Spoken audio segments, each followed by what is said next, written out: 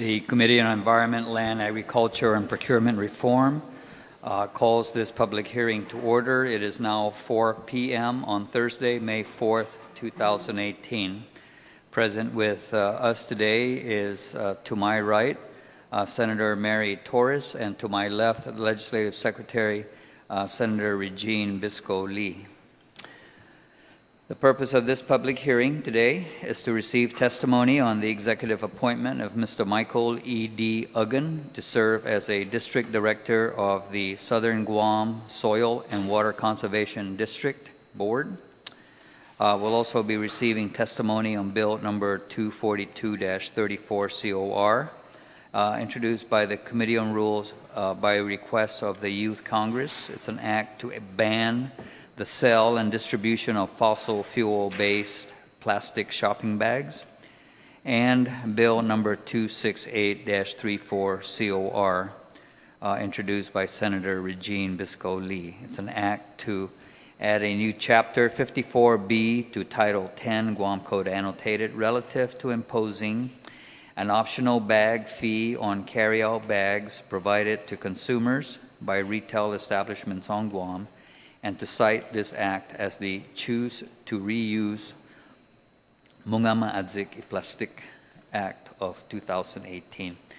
Because Bill 242-34 and Bill 268-34 COR are of similar nature, those who are providing testimony could provide testimony on both bills at the same time.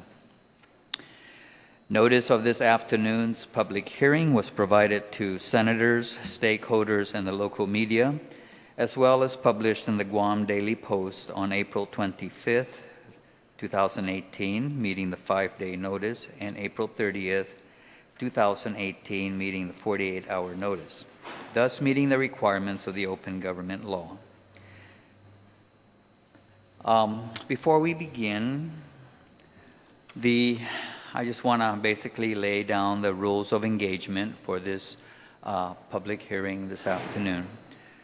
First of all, this public hearing is an opportunity for members of the community to provide their input on the merits of the bill being heard or on the confirmation of Mr. Uggan. Those present today may provide their oral testimony. A proxy will not be allowed to read a written testimony into the record. In other words, one person will not be allowed to get up here and read all the 80 testimonies, written testimonies that have been received by the committee. Written testimonies may be submitted today, but no later than May 10th, 2018 for inclusion in the committee report.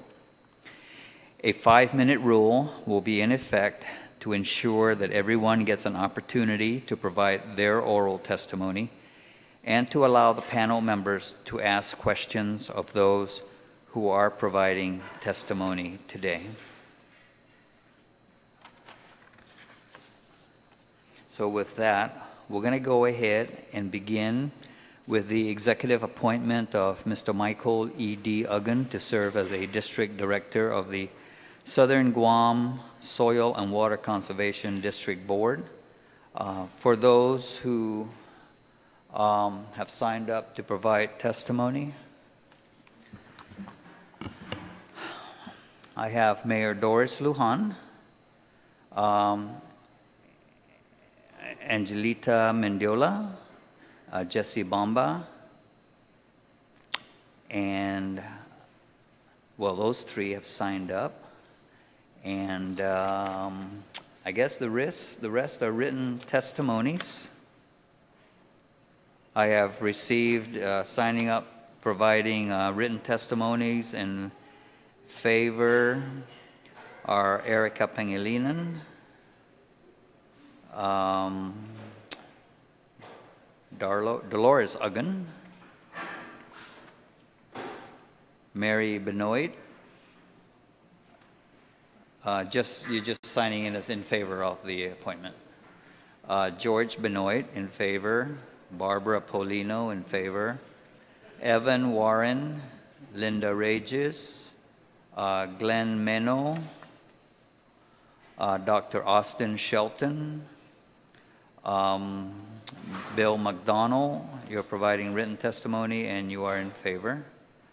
And Mr. Randall B. Uggan.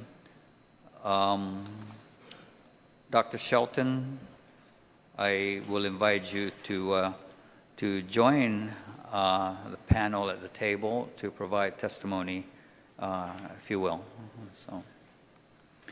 So we'll start with Mayor Lujan.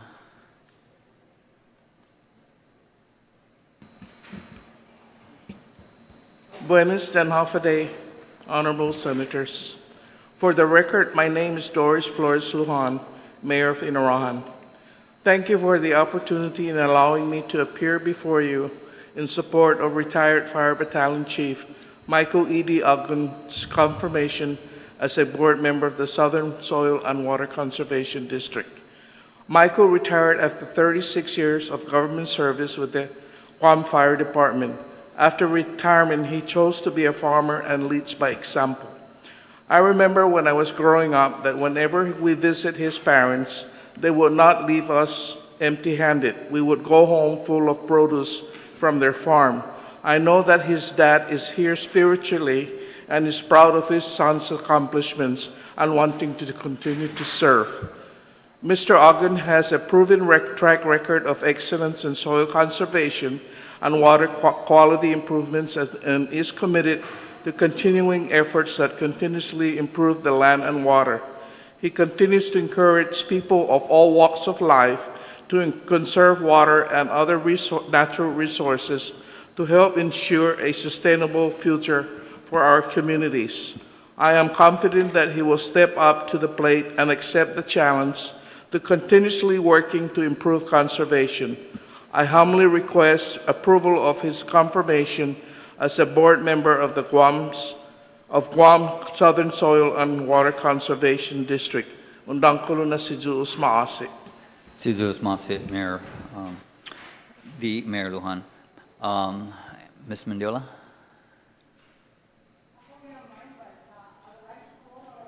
Executive staff to read for me. The fonts are a little bit small and I'm having problems seeing. Is that okay? And then I will add more. Yeah, so as long as you're here and the panel has any questions, then you can answer those. Yes, thank Great. you. Thank you. Over here, over here. And if it's okay, I would like to add more from my written. Thank you. Buenas and half a day, Chairman Ada and members of the Committee on Environment, Land, Agriculture, and Procurement Reform, Transacocho, na Legislaturan, Guahan. The Southern Guam Soil and Water Conservation District wholeheartedly supports the executive appointment of Mr. Michael E.D. Uggan to serve as a district director of the Southern Guam Soil and Water Conservation District Board for the remainder of the unexpired term of Raymond Calvo from August 2nd, 2016 to August 1st, 2019.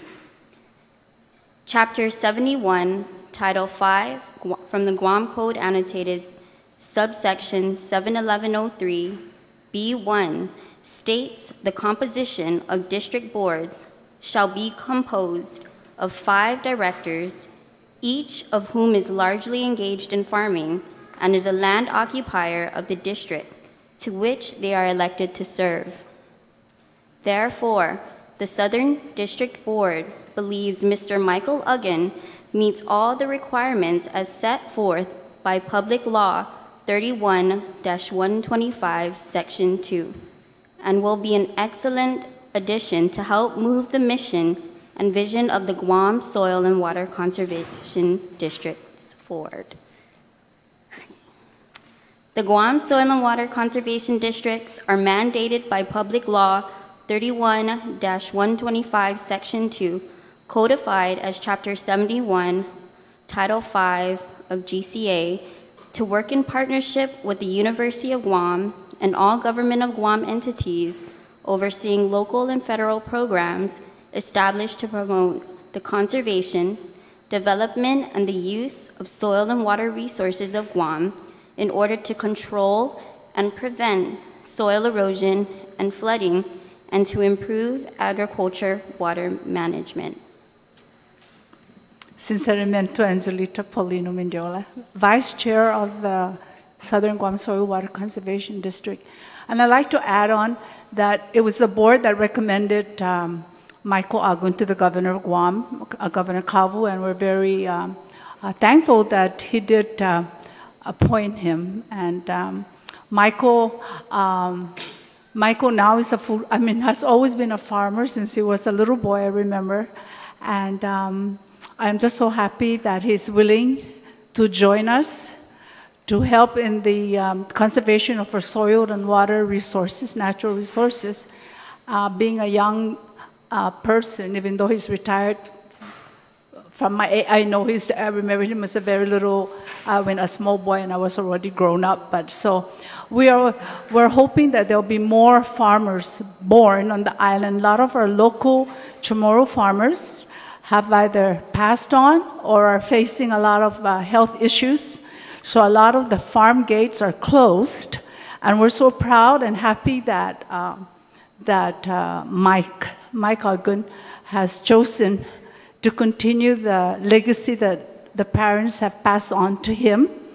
And I know that he's always talking about water quality because he farms right on the Ugam watershed. So I know that he practices soil management to make sure that the soils stay healthy, and that's why he's a big-time farmer.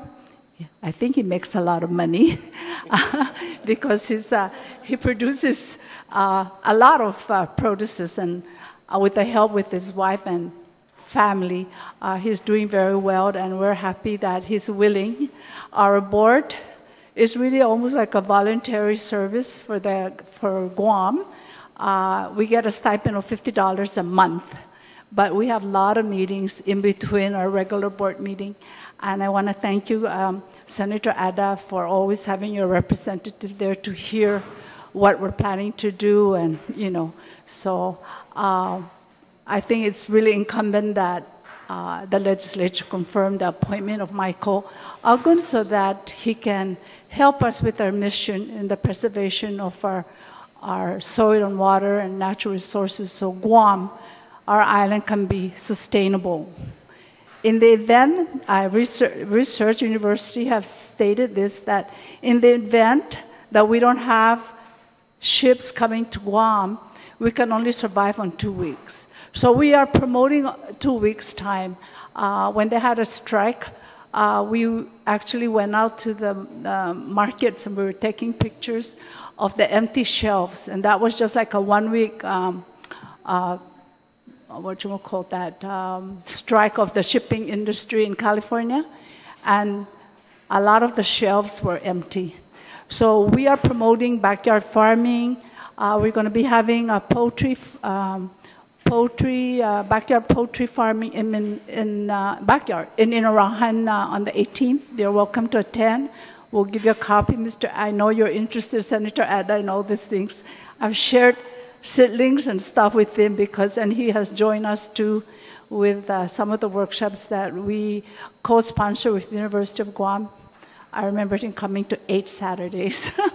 So anyway, I think Mike will be a great asset to our district, and hopefully I'm praying that he'll be confirmed.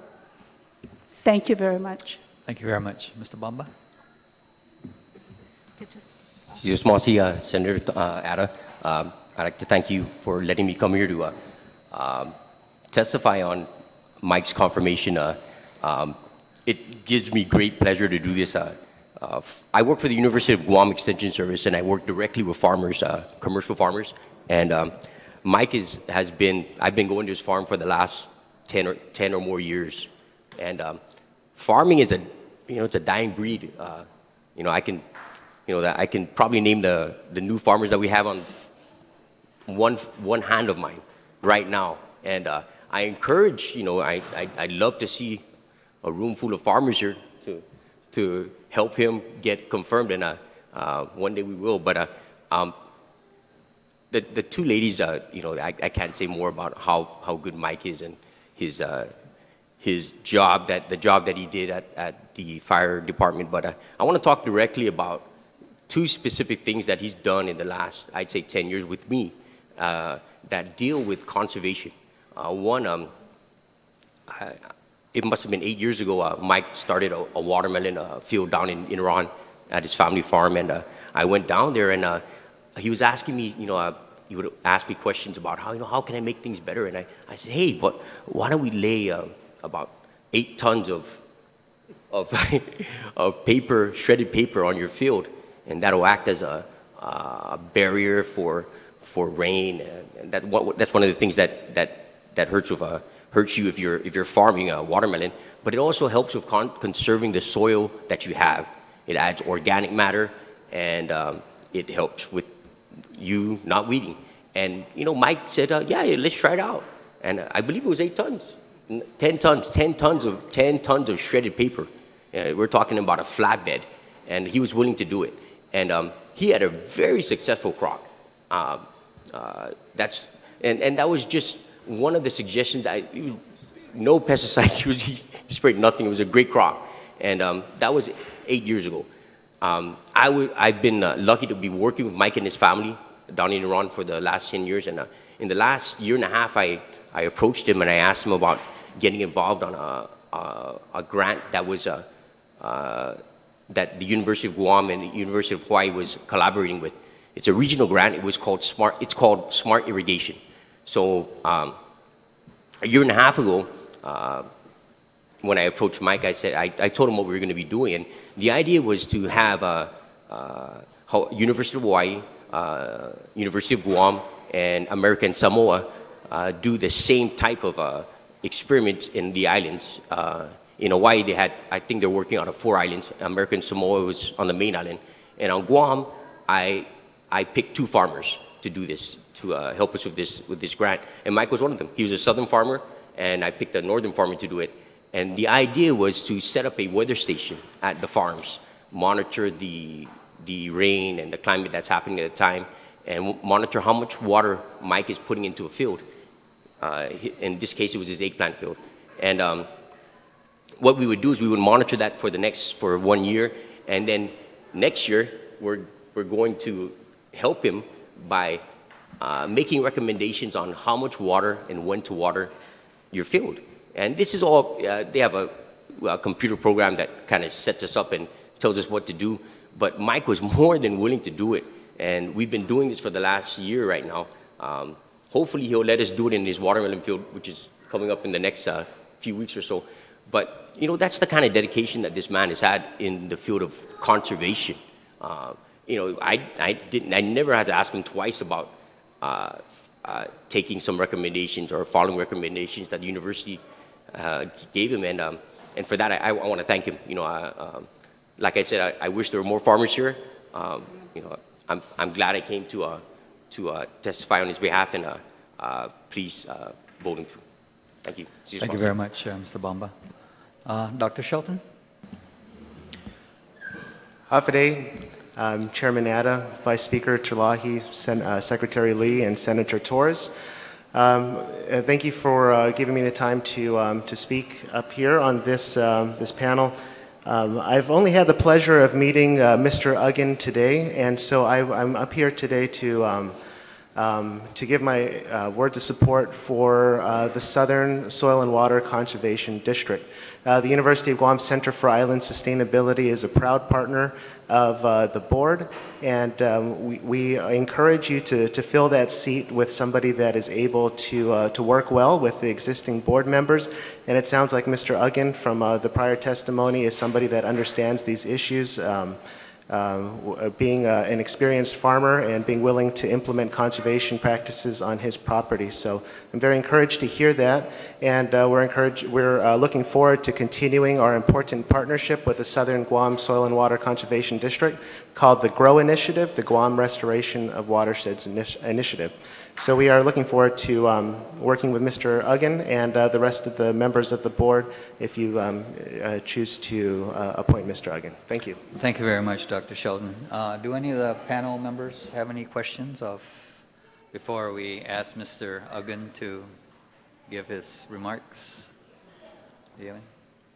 Sir? None? Okay. So I think your partners here did you well because nobody's got questions. All right. Thank you very much. All right. Now you want to leave him alone on the table.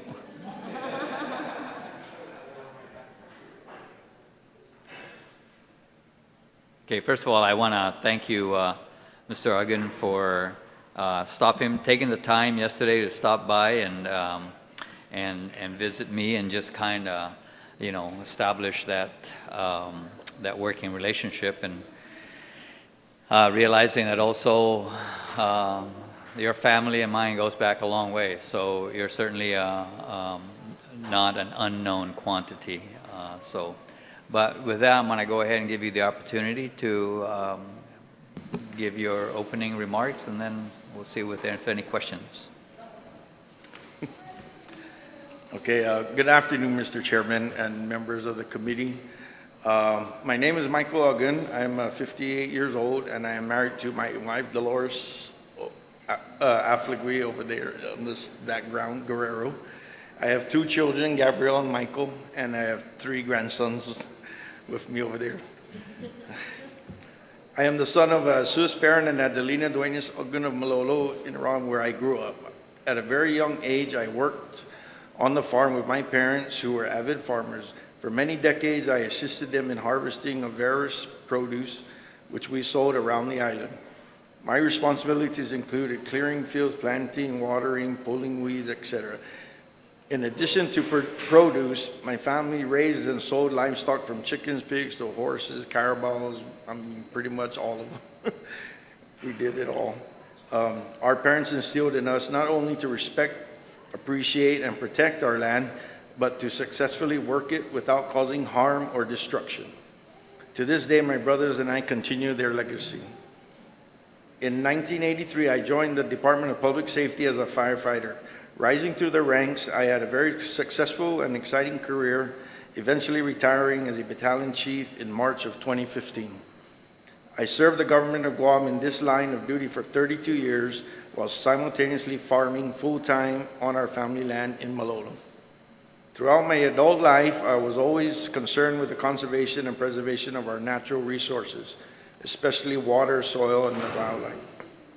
Although I do not possess the highest formal credentials held by environmental specialists, the education experience I gained from working on the farm allowed me to develop the skills, knowledge, and abilities worthy of becoming a member of this committee.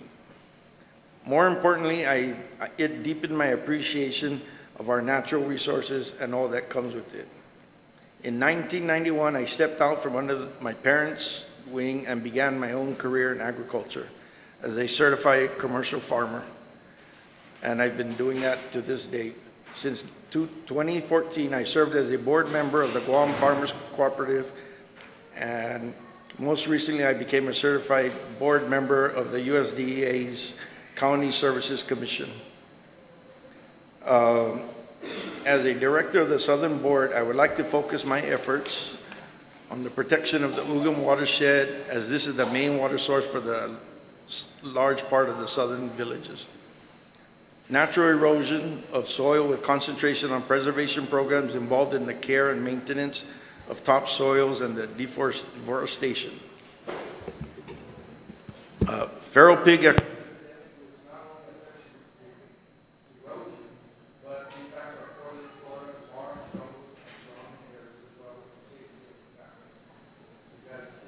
being attacked. One moment, please. Your microphone's. Maybe you just use this one. Hello? There you go. Somebody set me up there. You don't realize your own strength. Okay, in closing, I commit to uphold the duties and responsibilities bestowed upon me as a director of the Southern District. I am humbled and most appreciative of this appointment, allowing me to play a vital role in the conservation and protection of our island's vital natural resources. Not to mention, I will be afforded the opportunity to do what I hold closest to my heart, which is to work off the land as my parents did and continue to serve the people of our island. Thank you. Thank you very much, Mr. Uggan. And again, I appreciate the time that you took to stop by and visit yesterday. And Yes, sir. I think from that interaction, I certainly have every confidence that you will serve on the board well. Thank you. Senator Lee, do you have any? Hafaday, Chief, thank you very much for being here. I also want to thank you for accepting the governor's nomination to this position. We've heard from Mayor Lujan and some of the other panelists about your experience in water conservation and protecting our resources, so I want to thank you for your dedication to that over the years, as well as your service in the fire department. One of the other issues that was brought up was food security. And I know that myself and many members of the legislature, as well as the people here today, have those concerns as well. Yes. And I think that that's very important for us to continue to consider and have discussions about. It was mentioned that you are a willing participant in many of the experiments Mr. Bamba had mentioned with UOG, so I want to thank you for those things.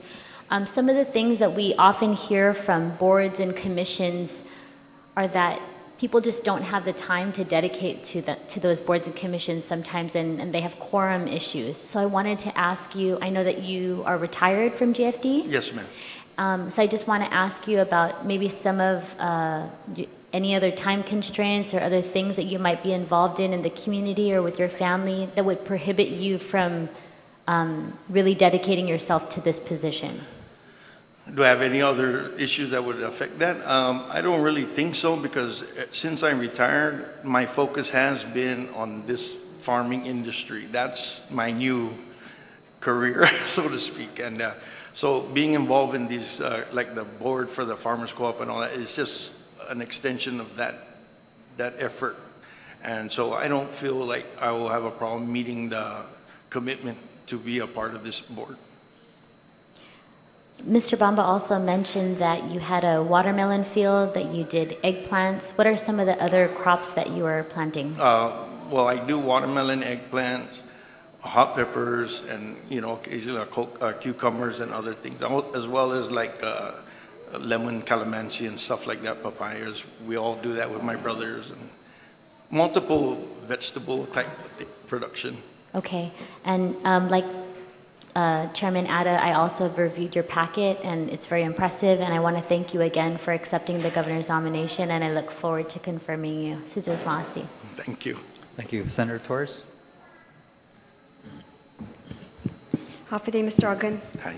Usiantina gof mauliki hina somu za magahiri set tokmu za put enau u support tiha. Thank you. Sujos Masi. Thank you. Vice Speaker? Hafaday, Chief Mike, very good to see you and all the people who have come to support you, the board members and longtime farmers. Angie Mendiola, I see Bill McDonald, and it's very good to see your family too. And I know you and your brothers have distinguished careers in law enforcement, in conservation, and I'm sure you are going to be very good for this job. I see the mayor of Inarajan and she testified, and her testimonies here with us, and the former mayor of Agate. Thank you for coming also. So I also believe that knowing you for a very long time, that you are really, I think, a very good choice. I think you'll be able to work with both young and elder farmers, and be able to really grow the community and help them to reap the benefits of their very, very hard work. Yeah. And that's, I think, a lot of what the soil and water conservation boards have been trying to do, not just preserve resources for all of us, but to help the farmers to use them so that they can really reap some benefits from their hard work. And for our entire community, the more you benefit, the more we benefit. So I want to thank you. Thank you all for your hard work, and wishing you the best in this position. Thank you. Thank you very much. So with that, there being no other questions, we'll then consider the confirmation hearing of Mr. Michael E.D. Uggan as having been completed. and we'll have this reported out at the next session. Thank you very much. Okay, thank you, sir. All right.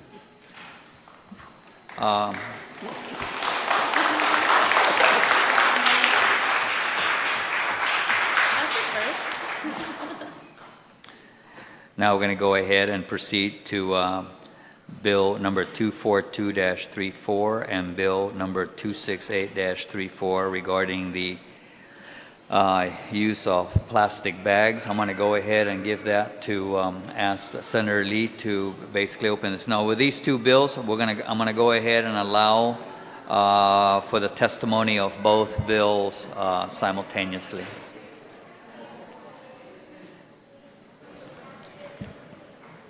Suzus Mahasi, Mr. Chairman, and I just want to welcome you all to the Guam Congress building and thank you so much for your participation. Bill 268-34 will incentivize the use of reusable bags on Guam by imposing a fee on plastic and paper carryout bags with an eventual ban in 5 years. At the recently held UOG Center for Island Sustainability Conference, it was clear that we need to pass legislation to address plastic bag use on our island. And judging from my many conversations with so many of you in the community, I see that that scale is tipping, that more of our island residents are becoming aware that our frequent and careless disposal of non-biodegradable trash is an urgent issue. This problem is not just out there somewhere spiraling in a great plastic garbage patch. It is here on Guam, on our island. The environmental and economic consequences of our overuse and improper disposal of single-use plastics to our island must be stressed. Tourism, for example, our leading economic industry, is our leading economic industry. And I challenge today that we take action to protect our destination before we have a crisis like there has been in Boracay in the Philippines, where they have closed the entire island to tourists, or Bali, where they have to close their primary tourist beaches due to what they call trash season. Calacas. This is also an opportunity we should seize to market ourselves as a clean, environmentally friendly, and focused destination at a time when so many other destinations in our region are losing visitors because of trash and contamination. Currently, there are more than 150 million metric tons of plastics in our ocean. Without significant action to curb our use on plastics, there will be 1 metric ton of plastic for every 3 metric tons of fish by 2025. That's just 7 years from now. By 2050, there will be more plastic by weight in our oceans than fish. Additionally, 99% of all seabird species will have ingested plastic by the year 2050. As an island community, we see up close the impacts that plastics have on our island, as well as on the animals in our sea and in the air. The unfortunate consequences of contaminants from plastic entering our rivers and oceans, poisoning our aquifer and tainting our food crops has undoubtedly already begun. The economic impacts of plastic waste is staggering as well. The United Nations Environment Program estimates that the annual damage of plastics to marine ecosystems costs at least $13 billion each year, which accounts for lost revenues from fisheries and tourism, the cost of cleanup efforts, and a number of other things. The cost in the Asia-Pacific region is estimated to be around $1.26 billion annually. We are paying for this economic cost locally as well, particularly in our valuable landfill space. We cannot afford to put this off, only to be an emergency situation later that will be much more painful for us to mitigate. Our neighboring Pacific Islands and fellow U.S. territories have already recognized this, and that includes Palau, Yap, American Samoa, Puerto Rico, the Virgin Islands, Hawaii, Fiji. All of these islands have already implemented plastic bag legislation, or even broader legislation to include styrofoam and other single-use plastics, and we must take action too. While there are many ways to go about implementing legislation to address plastic bag usage, as is evident in the varied policies in place around the nation and in other countries, this bill seeks to implement a policy that would work best here on Guam. It seeks to achieve the ultimate goal of reducing plastic bag usage while easing the transition for both consumers and retailers and not burdening anyone with mandatory costs. This measure imposes an optional 10-cent fee on each disposable bag distributed at businesses that sell tangible properties for consumption or use. A disposable carryout bag does not include disposable bags used for raw meats or produce and any other items that need special handling that are defined in the bill. The bill also mandates that any disposable carryout bags be biodegradable, compostable, or made of HDPE or number 2 plastic. After 5 years, disposable carryout bags would no longer be permitted, though I hope the committee will consider that we might be open to feedback on this timeline. Consumers may opt to avoid the fee by bringing their own carryout bags to stores. Additionally, as funds become available, a number of free or reduced cost reusable totes will be subsidized from a portion of the fee to consumers. Consumers can also save 5 cents on their transaction with every bag they bring themselves at retailers that opt to offer a reusable bag incentive program. We've received a lot of positive response so far on this initiative, including from Payless Supermarkets, which has championed the cause of going green for the past decade with its Mission Zero bag campaign and recycling. The University of Guam Center for Island Sustainability also supports the measure, and Dr. Austin Shelton, who is here, the Executive Director of CIS, will be giving his testimony a little bit later.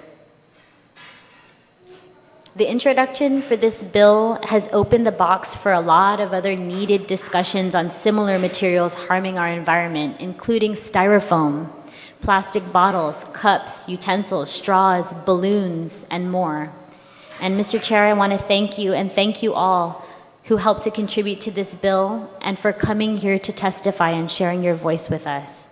We look forward to hearing from everyone today on your ideas and suggestions to strengthen this bill. I encourage you, even if you hadn't planned to give testimony, please consider coming up and saying why this is important to you and any ideas you have to make it stronger. I would also like to note that we received a large number of written testimonies prior to this hearing. If these are not able to be read into the record today, I would like to request, Mr. Chair, that they be included in the final committee report and posted on the legislature's website for my colleagues and the community to read.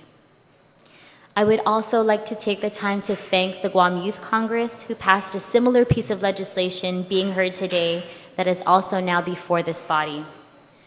Let us all remember our Inafresi pledge. Huafresin maisadzu para bayu protehi, zanu defendi, I hinengi, I kultura, I linguahi, I airi, I hanum, zanitanu tamoru. The future is here, demanding for us to take action. We need to provide our children a Guam that has been cared for, and this bill is a major starting point to that pledge. Let's listen to our youth, listen to our community, and move forward by taking action before it's too late. Sidus Masi. Thank you very much, Senator. We have about 30 names that have signed up to provide oral testimony, and we will provide the time for everybody to give their testimony. However, I'm going to exercise Chairman's prerogative here. There's 2 people in the audience that have particularly caught my attention. And I think you must be, are you Marianne Finney? Okay, so you're the first one on the list that you signed up. And this young lady that has put the effort to put that outfit together, I don't know if you signed up, but you're certainly welcome to come up and set the tone for this public hearing. She's the bag monster. You're the bag monster. Okay, so we'll start. I would like to start with the young lady, Marianne Finney, and to set the tone. And did you sign up? You did not? Well, you're certainly welcome to come up and at least say you are in support of the bill.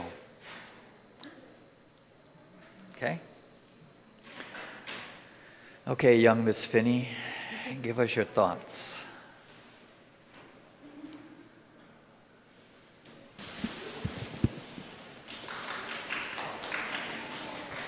Please introduce yourself for the record. Hi, my name is Marion, and I am 8 years old. And I support this bill because in 32 years, no one could go swimming. There will be too much plastic to swim. I also like animals to stay healthy.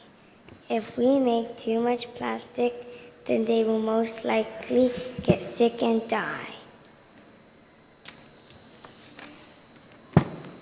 This bill is good because it saves animals like turtles from thinking plastic bags are jellyfish. Eat it, get sick, and die. If sea turtles think plastic is jellyfish and there's millions of plastic bags, then sea turtles could become extinct. Please support reducing plastic on this island. Thank you very much.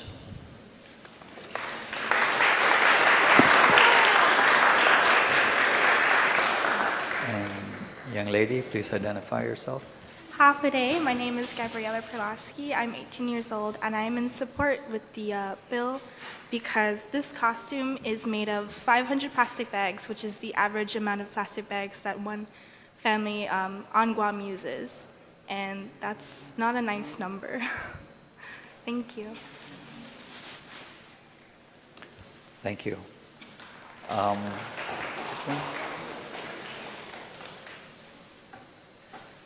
Charlene, which one? There's a young man back there. Did you sign up also? Did you sign up? You didn't? Oh. That young man. I'm sorry, what was your name?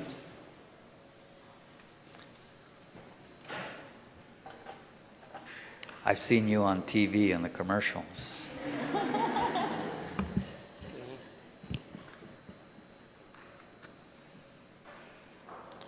Hafa-Adai, Senators of Guam. I am Bot Shills and I am 12 years old. Today I come in support of the bill to ban plastic bags. Plastic bags are environmentally destructive and can land in the ocean where animals can swallow them, and the bags can break up into microplastics of tiny plastic particles. Microplastics are often eaten by plankton eaters, even if properly disposed of in the trash. It stacks up the landfill, which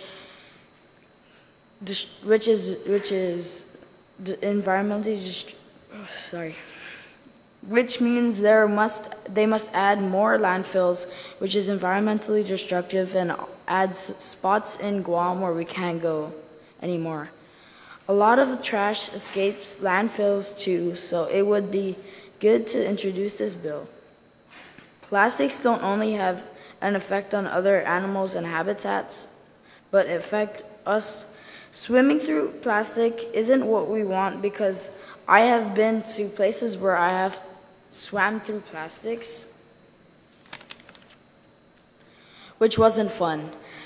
We also have to think about my generation and the ones after. Studies have shown that by the year 2050, there will be more plastic than fish in the ocean according to weight. Now about 80% of the marine pollution comes from land activities. Waste runs or is dumped into drains and rivers into the ocean. Worldwide, we are producing, in which 10% end up in the ocean, 260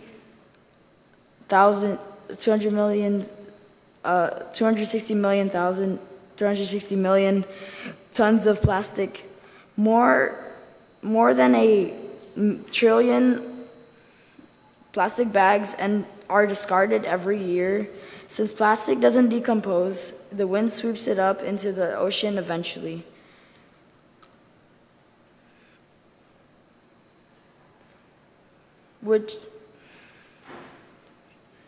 So 10 years, or sorry, 8 billion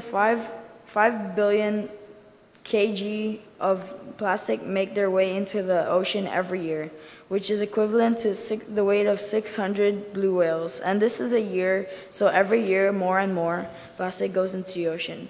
So 10 years from now, there will be 10 trillion bags discarded every year. Fish who eat plastic get their growth and development affected. The tiny organisms which recycle whale poop, driftwood, and old ships can't break down microplastics degree. These tiny bits can absorb toxins, and then they are passed up the food chain and onto our plate. Now I will go back to future generations. We can't destroy our generation and future generations just because we can't use a reusable bag or paper one. We can't hand over the world with more plastic than fish and say, here you go. We need to save the world so all generations can see Earth's beauty. It would be sad if we destroy it for the future generations and animals go extinct, and we have to show them pictures and explain how we did this to them. Something like banning plastic bags really can make a change. I think the excuses for plastic bag use are nothing compared to what will happen to the planet and the effects of plastic bags. Thank you very much. Thank you. Thank you. Okay, now I will go back on script and go down the list. I have Tony Azios,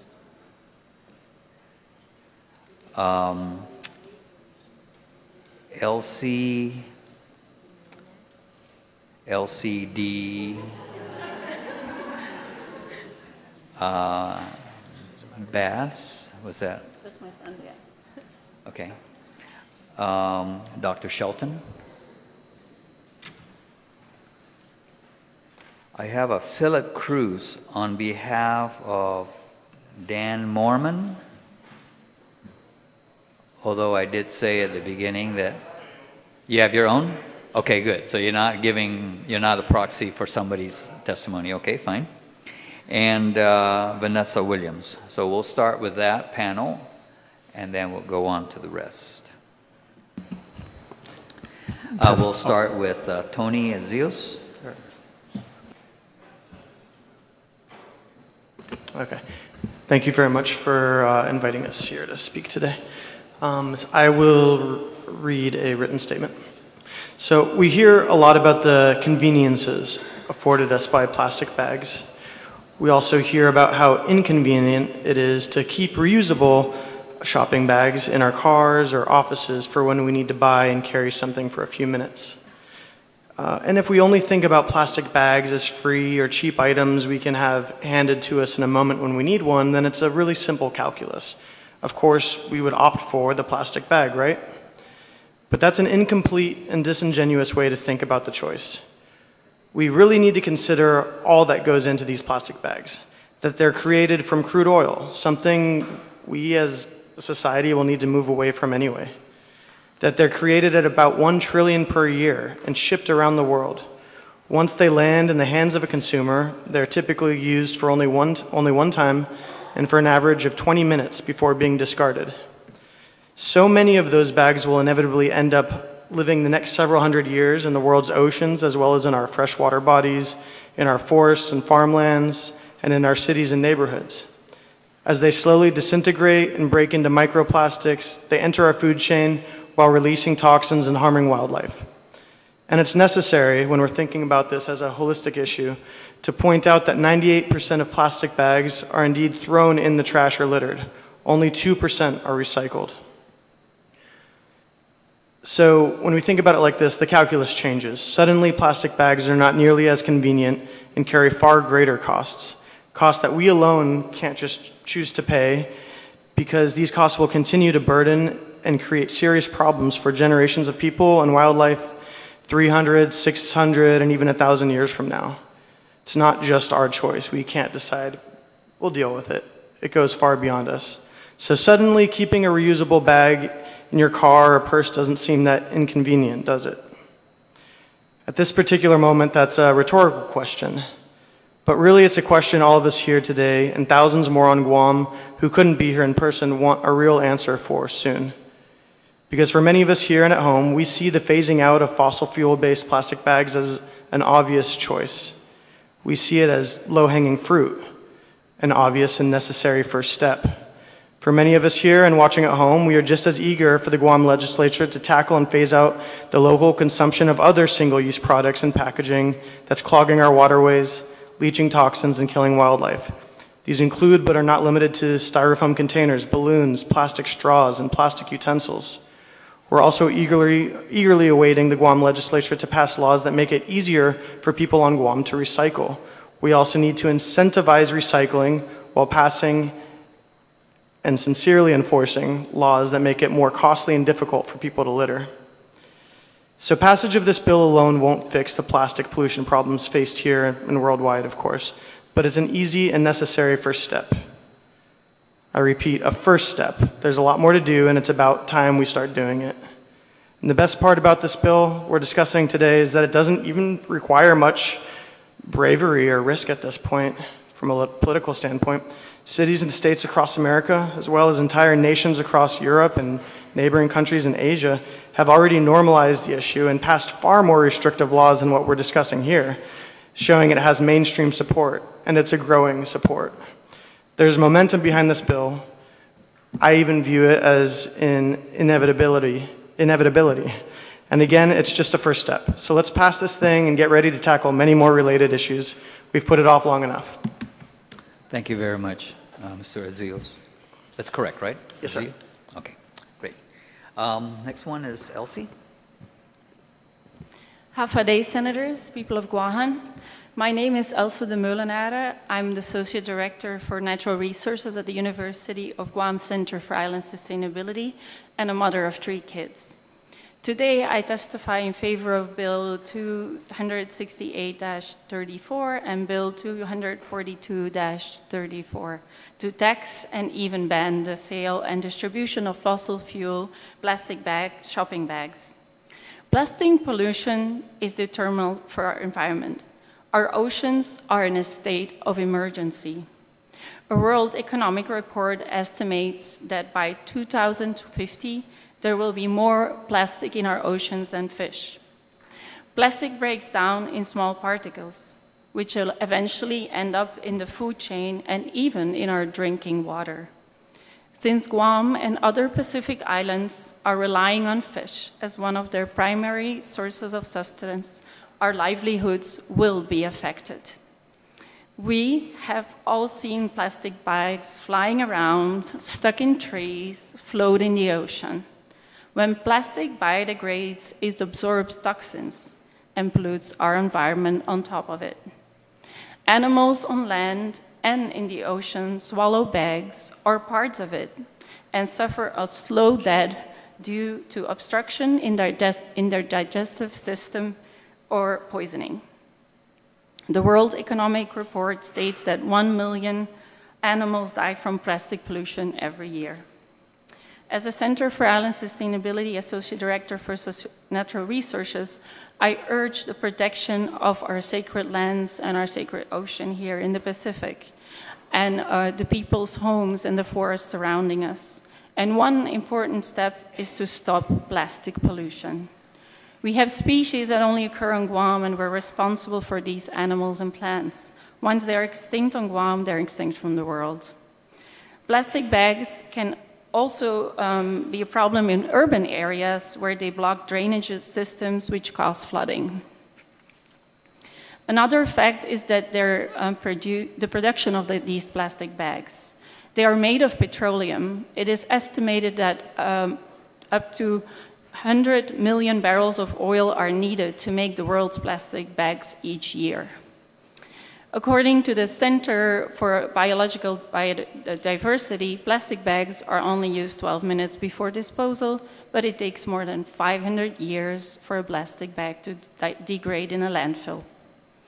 A ban of single-use plastic is also important to show and alert a mentality change to produce less waste, even if it's recyclable, because it will take energy of some sort to clean them and remake them. So I encourage to go a step further after this as well. Before I conclude, I would like to draw the attention to the use of produce bags. I know it's not included in the bill, but they too are single-use and can be replaced by reusable produce bags, or simply can be put in one reusable bag and passed over to the next. I actually never use them, and the cashiers have never complained about the fact that they have to take 5 onions out of a bag and put them in the next one. They even applauded the effort. We don't need single-use plastic bags. We can bring reusable bags and put them in the car after we unload our groceries. I believe it's time to act starting with this legislation. In Ireland, the consumer's fee on the use of plastic bag reduced its consumption by 93%. A ban and therefore a switch to reusable bags will eliminate thousands of plastic bags over a person's life. Biba Itano Tano. Thank you very much. Dr. Shelton. Hafide, Chairman Atta, and members of the committee. My name is Austin Shelton, and I am the Executive Director of the University of Guam Center for Island Sustainability and Associate Director of the University of Guam Sea Grant Program. I am happy to be here to testify in support of Bill 268-34. Last year, the theme of the 2017 University of Guam Regional Conference on Island Sustainability was Cultivating Communities for Sustainable Action. Numerous conference participants called on lawmakers present to take action on single-use plastics and styrofoam. At the 2018 conference in late March, conference participants were pleased to learn that Senator Regine Biscoe-Lee did take action and introduce Bill 268-34 to incentivize the use of reusable bags. In live, anonymous polling held during conference plenary sessions, respondents overwhelmingly supported plastic bag and styrofoam bans as top choices for sustainable action.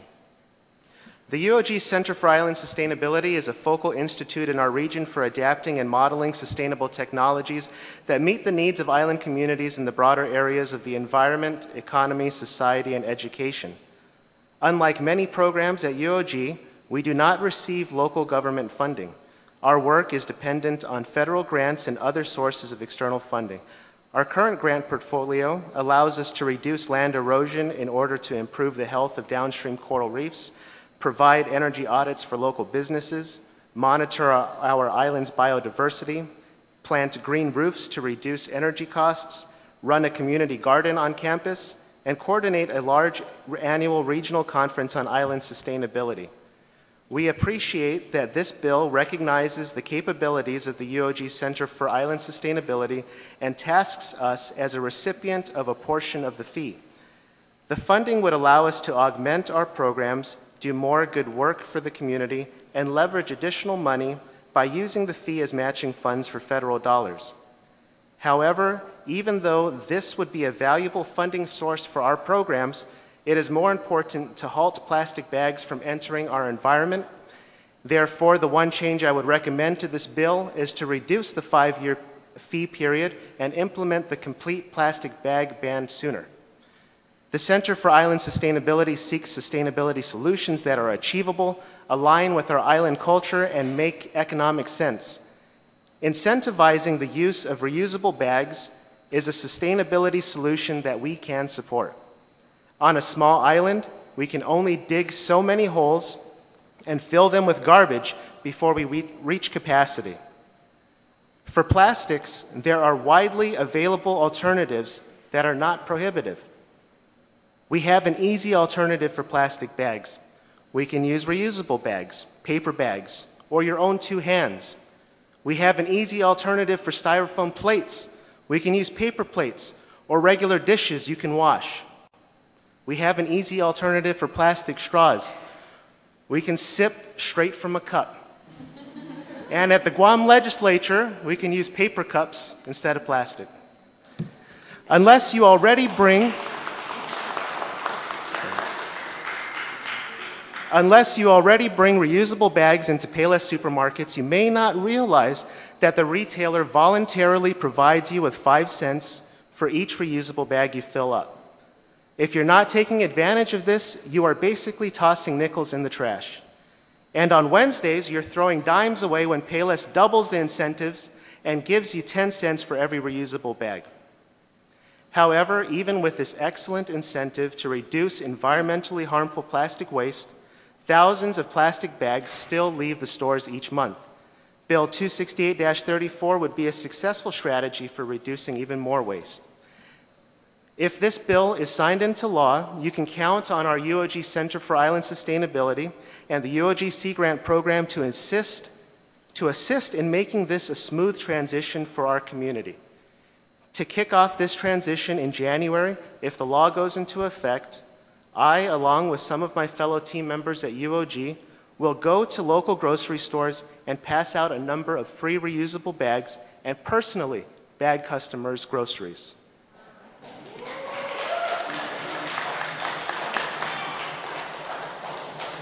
Thank you for this opportunity to provide testimony in support of Bill 268-34, introduced by Senator Regine Biscoe-Lee. Thank you very much, Dr. Shelton. Mr. Philip Cruz. Hafaday, thank you for letting me speak. Again, my name is Philip Cruz. I'm the Sustainability Coordinator for the UOG Center for Island Sustainability. And since 2010, when I started as a UOG Green intern, I was educated about a lot of these environmental issues, about plastic waste, about energy waste, and I've had to conduct presentations. And since then, I would say I've presented to over a few thousand students and adults in over 250 to 300 presentations since then. And when I discuss plastic bags and all the harms from what it's made of, being petroleum-based, to the shipping to Guam, and how we just throw it away and often it gets littered and goes into our ocean, a lot of the students ask me, why don't we just ban it? And I tell them, that's our job as a community to tell the legislature that it's something that we want. And so a lot of them are kids, are in high school, middle school, even elementary, and in college as well. And so I've heard that so many times. Why don't we just ban it? And so I'm really glad that Senator Lee is taking this initiative and writing this bill to ban plastic bags, because it's something that, before I became an intern, I was using plastic bags all the time because I was raised using plastic bags, and I didn't know about all these the harmful effects. And I think that as a government, we need to help our people. We need to take care of our people. And if the majority of people don't know about this issue and don't realize that using plastic bags is so harmful, then we need to take charge and, we're kind of like the parents of our children, right? Like the people of Guam don't know everything. Not everyone is educated about all of these issues. And so I think it's really important that we don't allow plastic bags to be imported to our island, because people are going to continuously use it, and people are not going to, no matter how much outreach we do, people are still going to forget to bring their reusable bag. People are still going to, they're going to go to the stores and they're going to take all the plastic bags that they can get and use them for their trash at home, and not realizing that that's not justifiable. Even though they think, oh, I'm going to use it for trash, what about what happens after that? And just another thing I wanted to also point out is that another alternative to to plastic bags is to use baskets, like wicker baskets. A few times I've gone to shopping stores with my mother's huge wicker basket, and so I used that a few times, and I think it's really cool. But then I had to give it back to her, so now I'm using my reusable bags again. But that's just another thing I wanted to suggest. It's really awesome to use. I think they used to do that back in the 40s or 50s, right? They used to use like wicker baskets.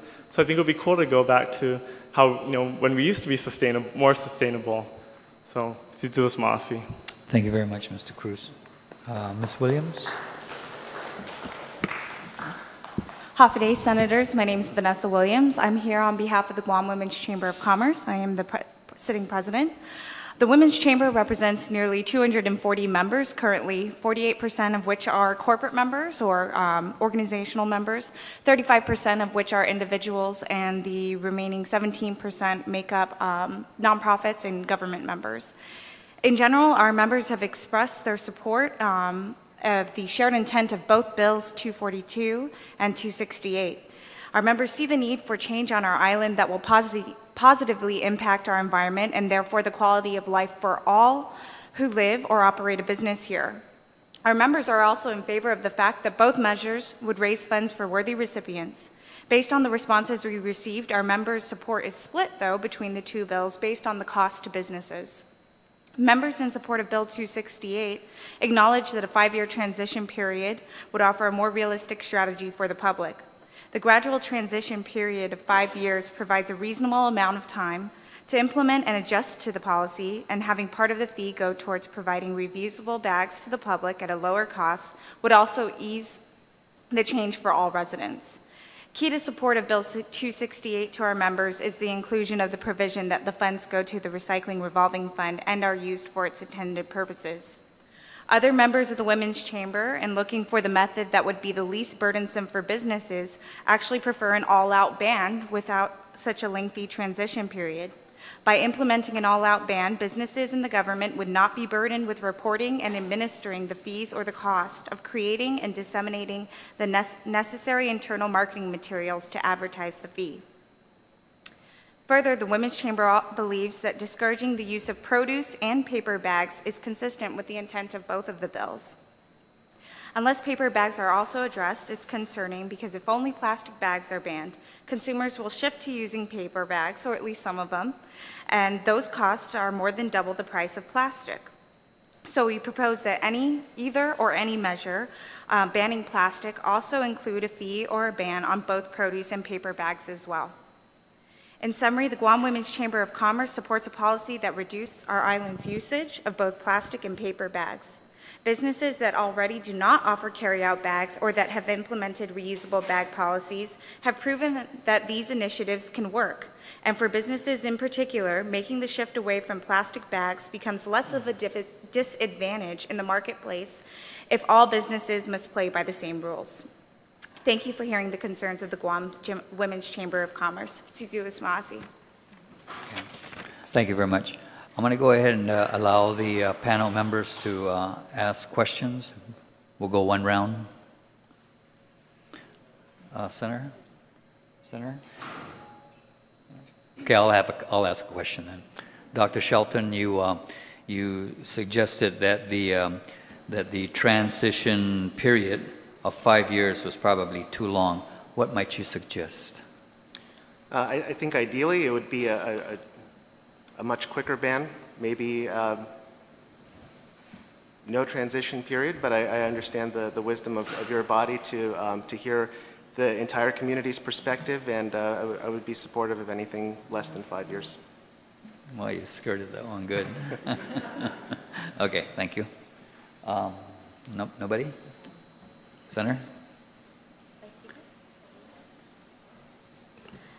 I don't have any questions, but I just want to thank you very much for helping to testify, and also for many of you stakeholders. We've had conversations in the past about this, and you've really helped to educate me about this issue.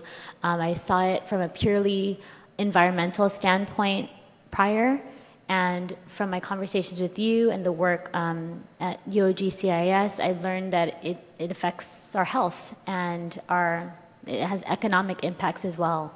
So I just want to thank you so much for helping to educate me and educate the community. Sizus Masi. Thank you very much. Okay, thank you to this panel, and we'll go ahead and we'll go to the next panel here. I have signing up to provide oral testimony is Natasha Hagans.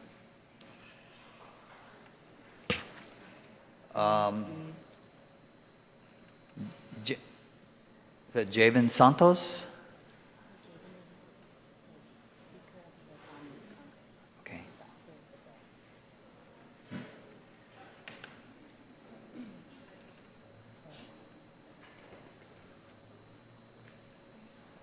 Javen. Lucia Casil. Conchita Taitano.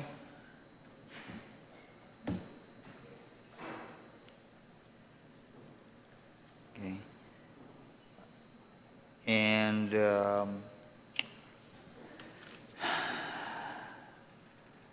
Alexi Mapson? Okay. All right. Those are the ones that have signed up to provide oral testimony.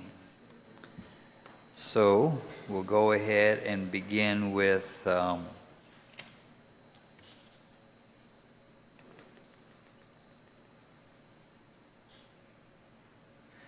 Natasha Higgins.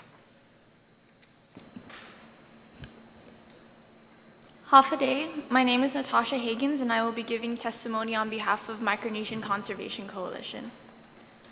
We, the representatives of the Micronesian Conservation Coalition, are here before you today to provide testimony for Senator Regine Biscoe-Lee's Bill 268-34, Choose to Reuse, Don't Choose Plastic Act of 2018.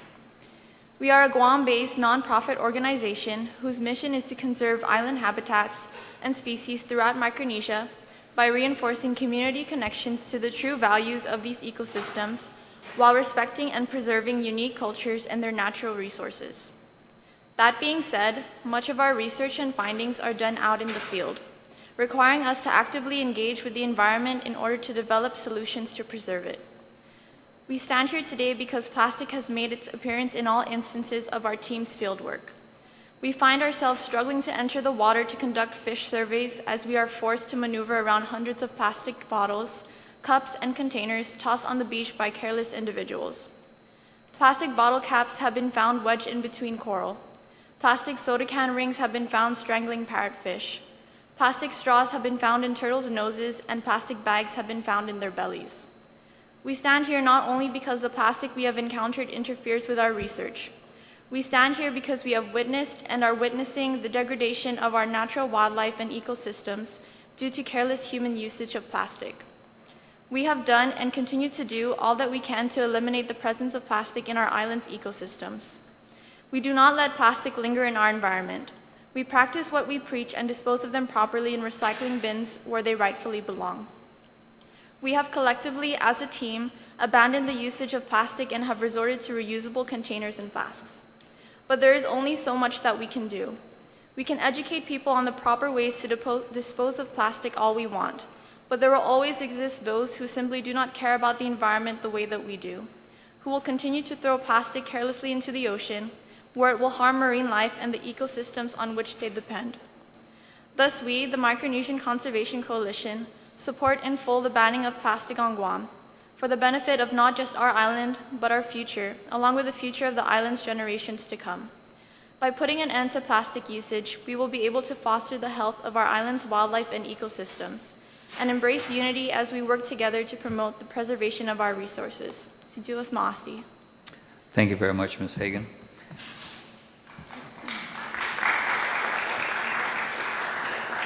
Mr. Javen Santos, I understand you're the Speaker of the Youth Congress? Yes, yes. Okay.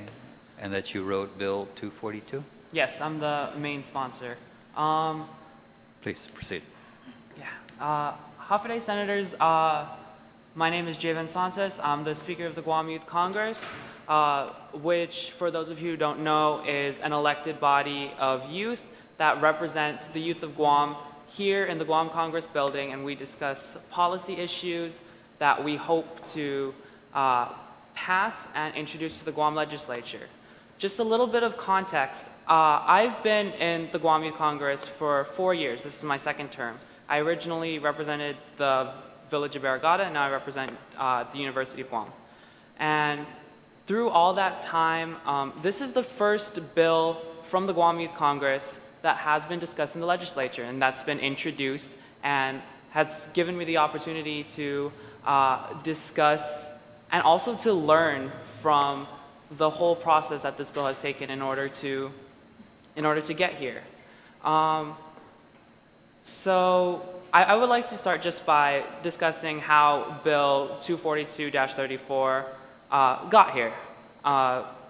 We had originally discussed the idea of a plastic bag ban within the Youth Congress members since the previous term. But this term, the bill was a collaborative effort, not only by me, by the Youth Congress Committee on Environmental and Chamorro Affairs. So first off, the bill hopes to initiate a 12-month fee before leading into the eventual ban. I ask that you, dear senators, recognize that the dates as defined by the bill needs to be changed, but the eventual ban is important. Anything single-use and disposable is not only a waste of resources, but will fill our island and ocean with debris that can hurt our environment and the ecosystem.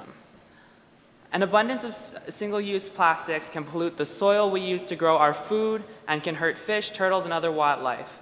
This is why the bill states that the funds from the 12-month fee go into the Wildlife Conservation Fund. This was a discussion that we had in committee, and this was the fund that the committee decided would be most appropriate for this bill. Because when we talk about the plastic bags, so many of us here who have testified so far discussed that we need to protect our environment. We need to protect our animals. And what Guam is unique in is that Guam has historically had many animals go extinct, or many animals no longer exist natively on Guam.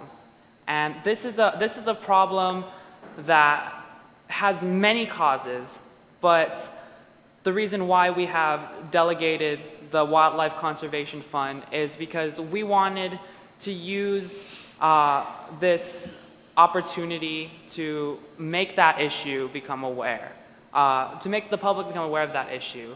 Not only is plastic bags, single-use and waste an issue, but we also need to recognize that our environment and our animals and what makes Guam unique is also slowly dying out with many causes. And by allowing this bill to be heard by the legislature and by discussing this, hoping to see the bill get discussed further by the legislature, I hope that through this bill, also, the senators also recognize wildlife conservation as an important issue as well. Many of our brothers and sisters in the islands of Yap, Palau, and Hawaii have also tackled bans. Seeing just how much plastic bags hurt our ocean, we must act with haste to protect our ocean and island for the next generation, which includes me and other youth and the generations to come after us. Despite worries from businesses, because businesses can sell reusable bags and a reusable bag will pay for itself in the long run in terms of things like the incentives from Payless and just the use in the long run and the environmental, the lack of environmental impact, or the smaller environmental impact that reusable bags have on the island. We hope that this plastic bag bill, whichever is to be discussed, whichever is to be passed into law, recognizes those issues. I would just like to thank the Guam legislature for allowing us to talk about this bill and talk about this issue, but also from allowing us to learn. We recognize that, or at least I recognize that the bill definitely needed a lot of changes, and I learned so much from seeing the contrast between the Youth Congress bill and the bill that Senator Lee introduced. But my concerns in terms of supporting the bill and supporting the issues, because either way, this bill, both of these bills will help protect our environment. But at the end of the day, we hope that you hear our concerns in terms of the haste that needs to go into this issue. which is why the Youth Congress was very eager in anticipating our dates. The Youth Congress had actually passed this bill last fall. I believe it was either August or September. So these dates were set to be eager, but now some of these dates have passed, and we hope to learn if this bill is to seek further amendments, what amendments would take place to make Bill 242-34 feasible. But Bill 268-34 has helped the Youth Congress to learn a lot about what improvements need to go into bills, and just having both comparisons really was educational. And I hope that you senators of the legislature recognize the issues that I've brought to you today of protecting our environment, protecting what makes Guam unique through wildlife conservation, and hopefully to act with haste, because like the plastic bag monster said, every household uses 500 plastic bags a year, and if every house is making this amount of trash and this amount of trash is going into our landfills, this is, there's only so much we can fill up in our island. There's only so much land for us to use in this way. Guam has already had a landfill completely filled and capped, and we would like to hopefully see the next landfill not fill up as fast, and hopefully through taking measures like these, we can prevent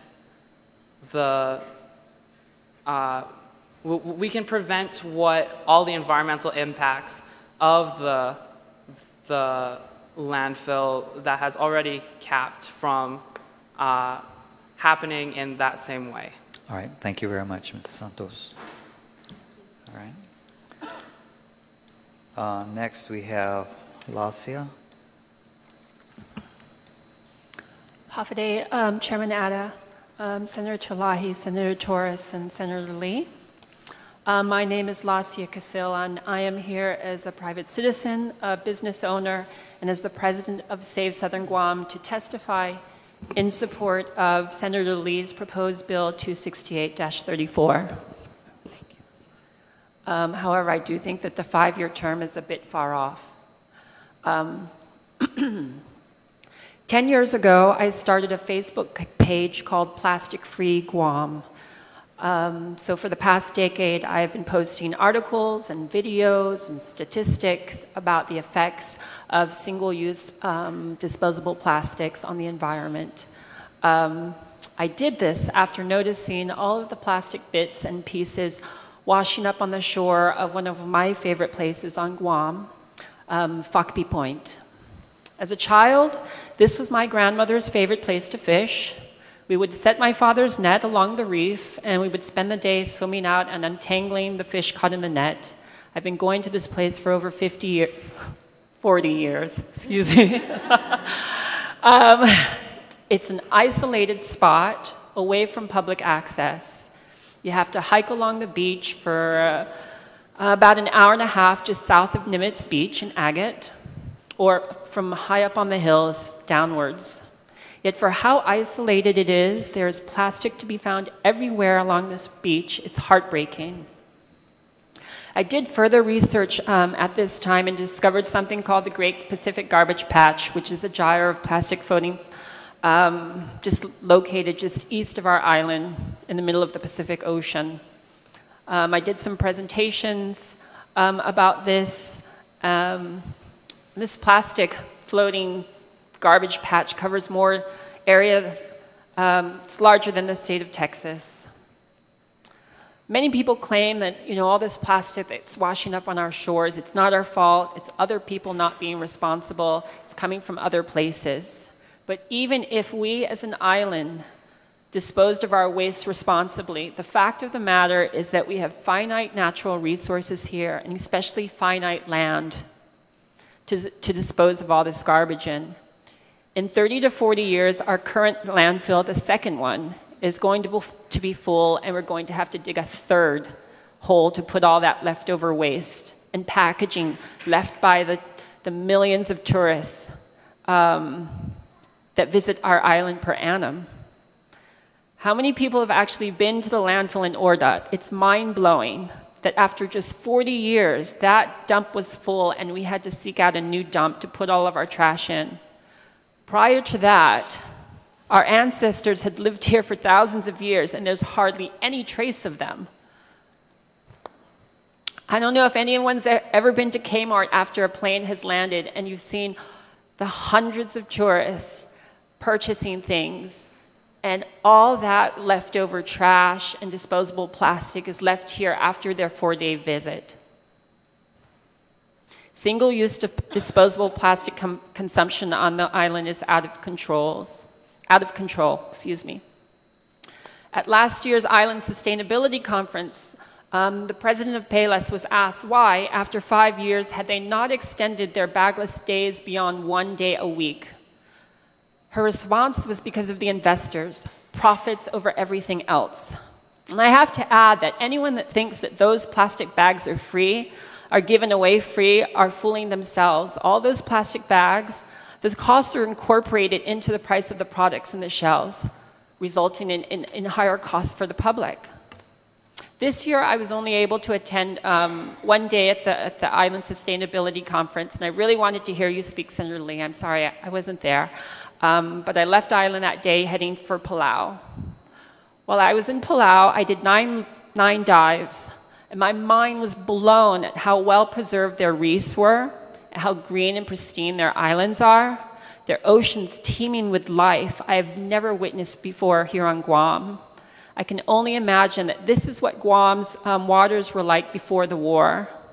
I'm an avid diver, and I can't tell you how much trash lies below just below the surface of our waters here. If you go to Agate, just beyond the cemetery, it's just, sometimes there's so much trash just flowing back and forth with the waves. It's heartbreaking. So while I was in Palau, I decided to take some action, and I looked up the Republic of Palau government website and reached out to the Ministry of National Resources, Environment, Tourism, and requested a meeting. I explained in my email that I am currently running for senator in the Guam legislature, and preserving our island's resources and sustainable tourism are at the forefront of my campaign platform. I am currently in Palau enjoying your amazing diving and would like to know more about your country's environmental protection policies. I quickly received a response from Mr. Regis Amesioko, director of the Protected Areas Network, and they were happy to meet with me. I met with Mr. Regis and 4 other members of their organization, as well as a representative from the Ministry of Tourism. We went over Republic of Palau Public Law 6-39, the Protected Areas Network Act, which establishes a national system of support from the government of Palau to its states for conservation programs to conserve, preserve, and manage its natural resources and ecological biodiversity. Law 7-42 was then enacted, creating a national financial mechanism and a Protected Areas Network Fund. And the purpose of the PAN Fund is to serve as a trustee corporation for all the monies received for the PAN.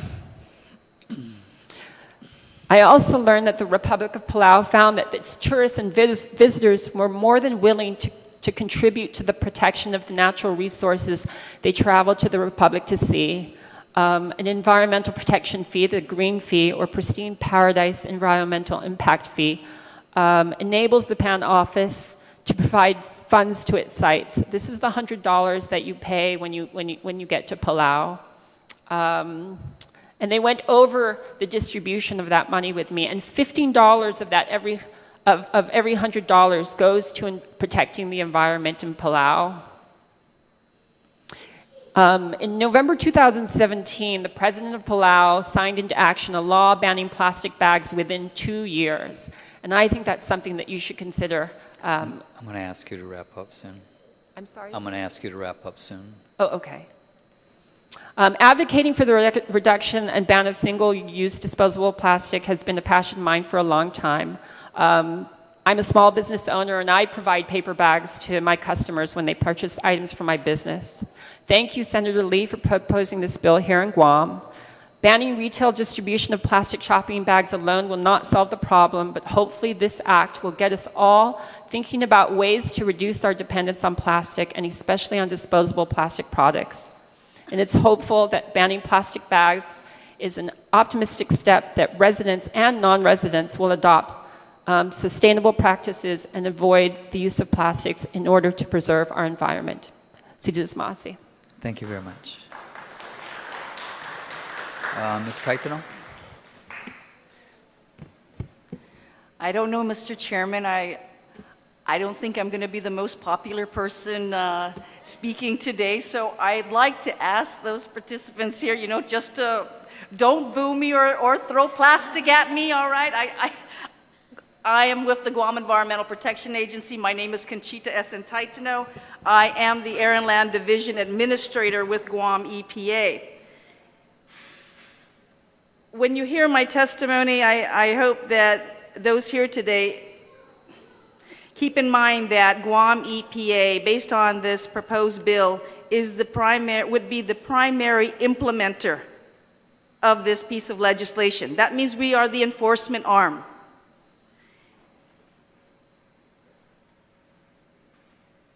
This bill, we've received this bill, and our administrator, Walter Leon Guerrero, who is unable to make it to this public hearing, had been in communication with the bill's sponsor, and we offered preliminary comments. And those comments have yet to be resolved. And this is from an enforcement standpoint, because in order for this piece of legislation to work, we have to have the mechanisms in place. How are we going to enforce this? What are the resources needed to enforce this? We can pass this, but if the agency is not equipped to do this come January of next year, then this just becomes another piece of legislation in the books. And we don't want that. We don't. In general, Guam EPA encourages any program that supports and protects the environment. Absolutely, we're there with you. We agree that single-use bags poses a problem to the environment. We agree that legislation is warranted to address this waste stream. However, Mr. Chairman, the Guam Environmental Protection Agency cannot support Bill 268-34 in its current written form. We agree with the concept, but the mechanisms on enforcing it and implementing it, there's clarification that's needed. There's lack of clarity throughout the document and inconsistencies in the enforcement portion. For example, I just want to explain this. Under the enforcement section, if somebody commits a violation, we have to fine them. And there's a list of what the fine should be. But there's no provision in there for those who are accused of committing the violation to appeal their case. This is inconsistent with 10 GCA Chapter 51. That is our basic enabling legislation. That needs to be clarified. Otherwise, what are we going to do? We're going to enforce this. We're going to fine someone, and they're going to turn around and say, "Excuse me, you're wrong." Please address the chair. Oh, sorry. Thank you, and I apologize. So Guam EPA will be transmitting its final comments within the timeline permitted. And for the record, these comments had been provided to Senator Lee already. And that's it. Thank you very much. Thank you very much, Mrs. Taitano. Alexi? Hello, my name is Alexi Mapson, and I do help run one of the many local monthly cleanups, but I come just representing myself. And just because I happen to follow you, I don't think any of us disagree with what you just said. We also want anything that will be implemented and effective. If you'll excuse me, I'm about to do something rather rude, and I mean no disrespect, but I want to illustrate a point. So if you will tolerate a little bit of theatrics. This is quite a beautiful room, and I have a great deal of respect for the work that is done here and the people who do it. However, I also have a great deal of respect for our environment, and this is how we treat it. I apologize for the mess that I have created, but I would like to point out that this will be cleaned up.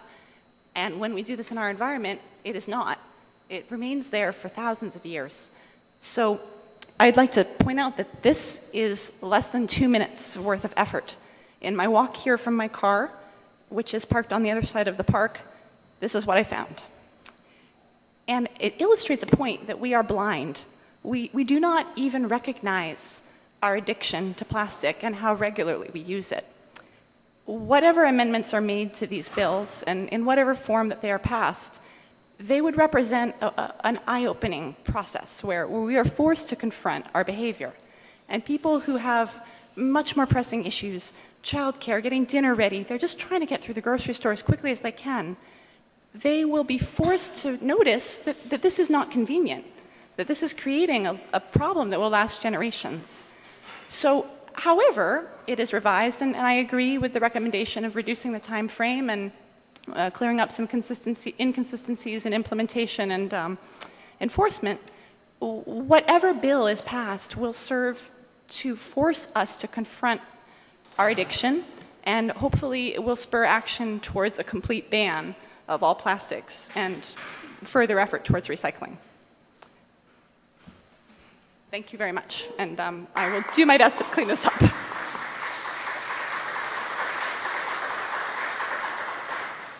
Thank you very much. Senator Lee. Thank you all very much, and thank you very much, Mr. Speaker, Javen. Ms. Taitano, I have a few questions from EPA. You're correct in that I did have correspondence with the administrator, with Mr. Leon Guerrero, but some of the concerns that you raised, it didn't make it to my desk. So the concerns that Mr. Leon Guerrero shared with me, he had questions about tourists. Is there a mechanism for tourists to be able to use plastic bags? He said he was talking about the thickness of the plastic bags and the definition of reusable. He talked about forms that might be distributed to retail stores. And then he talked about the 10-cent break, how the 10 cents would be divvied up. He never mentioned any issue with enforcement. And so I just wanted to clarify, or give you an opportunity to clarify, is Guam EPA not able to enforce this? Maybe it didn't get to you, but I saw the email that was sent to your staff of all the comments, including the 3 or 4 that he had shared with you earlier. So at this point, because there's no economic impact statement done on what the impact will be on the agency, I can't tell you. If we're going to be, how many retail stores are there going to be? I can tell you right now, I have 1, 2, 3, 4 people on solid waste. These are the same solid waste folks that do all of the responses to illegal dumping and littering. Same people that do the permitting, same people that help out with the recycling. So I have no idea what the impact is with this, for this piece of legislation. I understand there's 10 cents. What does that translate to be in terms of what we need for resources? The chairman knows that when we develop rules and regulations and we introduce a fee, the agency is compelled to explain everything and how much is this going to cost the community, and whether or not this is the amount that's generated would be enough to implement the legislation. I can't tell you because we don't have this information. We agree with the concept, but we have no idea how much of an impact this will be. We expect it to be a lot because we're talking about every retail store and 4 people. Thank you very much, Ms. Taitano, and I can appreciate the challenges that Guam EPA is dealing with now, and I can understand where you're coming from, but it's difficult for us to also respond and for the committee to consider these changes if this written testimony isn't submitted to us. So right now we're kind of just talking about, I need to be able to see what the concerns are so we can work to address them. And they were sent since last week. We have the email that was sent to one of your staffers. Do you have written testimony that you can provide for us today? The written comments were provided last week. The administrator the administrator, no, in terms of the email, let me clarify, Senator. Okay. The email dialogue, the information from the email was sent to one of your staff last week, and I know because the administrator showed me. I do have testimony. It has not been signed because the administrator is sick, so I cannot submit the written testimony today. I hope to submit this hopefully by tomorrow.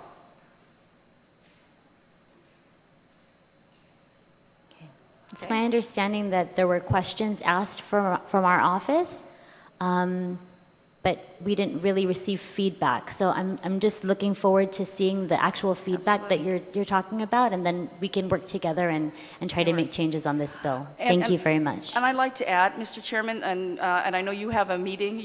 Thank you for scheduling the meeting next week with our zero waste contractors who will be evaluating the recycling activities, recycling programs that currently exist on Guam, and make recommendations. They will be making recommendations in terms of what are the initiatives that were identified in Guam's zero waste plan. So, you know, we look forward to working with you, Mr. Chairman. Great. Thank you very much. Senator Torres, do you have any questions? No? Vice Speaker? Thank you all for your testimony, and I appreciate especially the Youth Congress, all the efforts that you have made in this regard, and Lascia. For EPA, do you agree with the exemptions that are listed in the bill?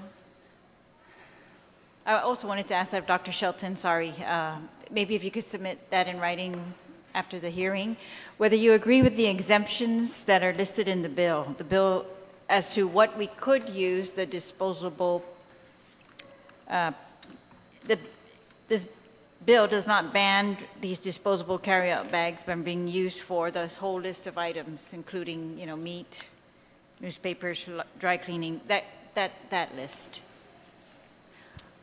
For Guam EPA's perspective, you have to start off with you have to start somewhere. Single-use bags, definitely. You know, we have to work with that. There are some other items that we could probably include, but let's try to get through with the single-use bags first. So I do agree with this definition. So allowing these exemptions? Yes, for now, because we have to start somewhere. All right, and then what happens now with the plastic bags? Are any of your recycling companies able to take them? To the best of my knowledge, especially with what's going on with China. I mean, let's just talk about plastics in general. It's difficult to get plastics to the market. I'm backing up. Most of the plastics used to go to China, but because of the national sword and the recent standards that were passed by China, there is tremendous difficulty, and it's not just Guam, but throughout the world, in getting their plastics out. So right now the world, just like Guam, is seeking options. We're looking for other places that can take the plastics. And we're just talking like the PET bottles. The plastic bags, we've had a company come in and do a demonstration of making plastic bags into oil. How feasible that is, I don't know. But that's something that we clearly would like to pursue. That's something that our zero waste contractor, CH2M, will be looking at. And hopefully we can work with the Guam legislature in proposing legislation. Thank you.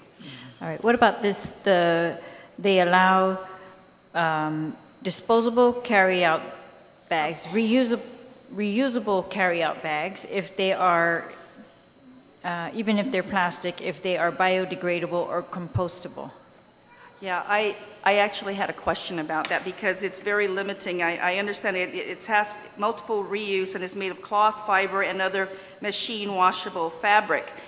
You get companies like Whole Foods in the U.S. where they actually make bags that are recycled from, well, they take plastics, recycle it, and they say, I used to be a plastic bottle. Mm-hmm. And so I have to, that was a question that I had. So we need to have further discussions on this because at the same time, you know, as much as we promote recycling. Now, if people can make things from plastic, then are we limiting it here? I think this warrants additional discussion. All right, and so does EPA agree with the current distribution of the fee? No. No, because we don't understand it. And what does 2 cents to revenue and taxation mean in terms of, is that what they need to implement their side of the house? What does 3 cents mean to Guam EPA in terms of resources? I have no idea. And I know there's 3 cents proposed to go to the University of Guam. I'm not sure how they're implementing the law, but again, what does this mean? How does this translate into doing the work? I don't know. So if you had to ask, does Guam EPA agree? No, because it's not explained to us. All right, okay, thank you. Thank you, Mr. Chair. Dr. Shelton, if you don't mind, if you could also just give us some guidance as to the exemptions and the definitions used for reusable bags that are going to be allowed. Yeah, some of them are made of plastic, I think, right? And I just want you to clarify how you envision this being implemented. All right, we still got another list of panelists, so I want to get through this panel so that we can also give a chance to the others. But Dr. Shelton, you. I have to reread that section about the exemptions. I just would caution to make sure that there's no loophole for, like for example, in Hawaii, I used to live there in graduate school, and I just went back for a conference a few weeks ago, and they still haven't gotten over this loophole that, so there's a plastic bag ban, but only for a certain thickness. So Safeway and Walmart, they have much thicker single-use plastic bags, and I would just want to make sure that that's avoided, because that wasn't the intent of their legislation. Thank you very much. Thank you. All right, we have one final panel group.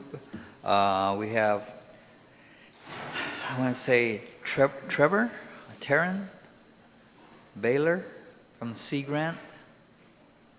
There you go. Keisha Conroy.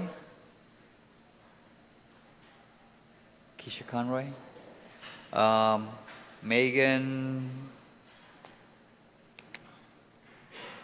Are you Megan? Or you're Keisha? Okay. Okay, Joni Kerr.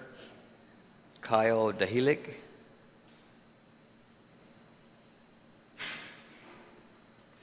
And finally, Lawrence Swaddell.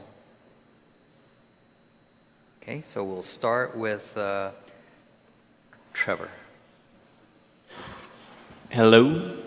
Hi, my name's Trevor Boykin, and I'm a student at the University of Guam, and I also worked with the University of Guam Sea Grant organization for 2 years, and I was part of the GROW project and Center for Island Sustainability, and that's where I basically was really immersed in all the science and learning about the environment of Guam. And so about 2 months ago, I was at the Island Sustainability Conference, and Senator Regine came up and asked if I could testify at the hearing for this, and I was like, yeah, okay.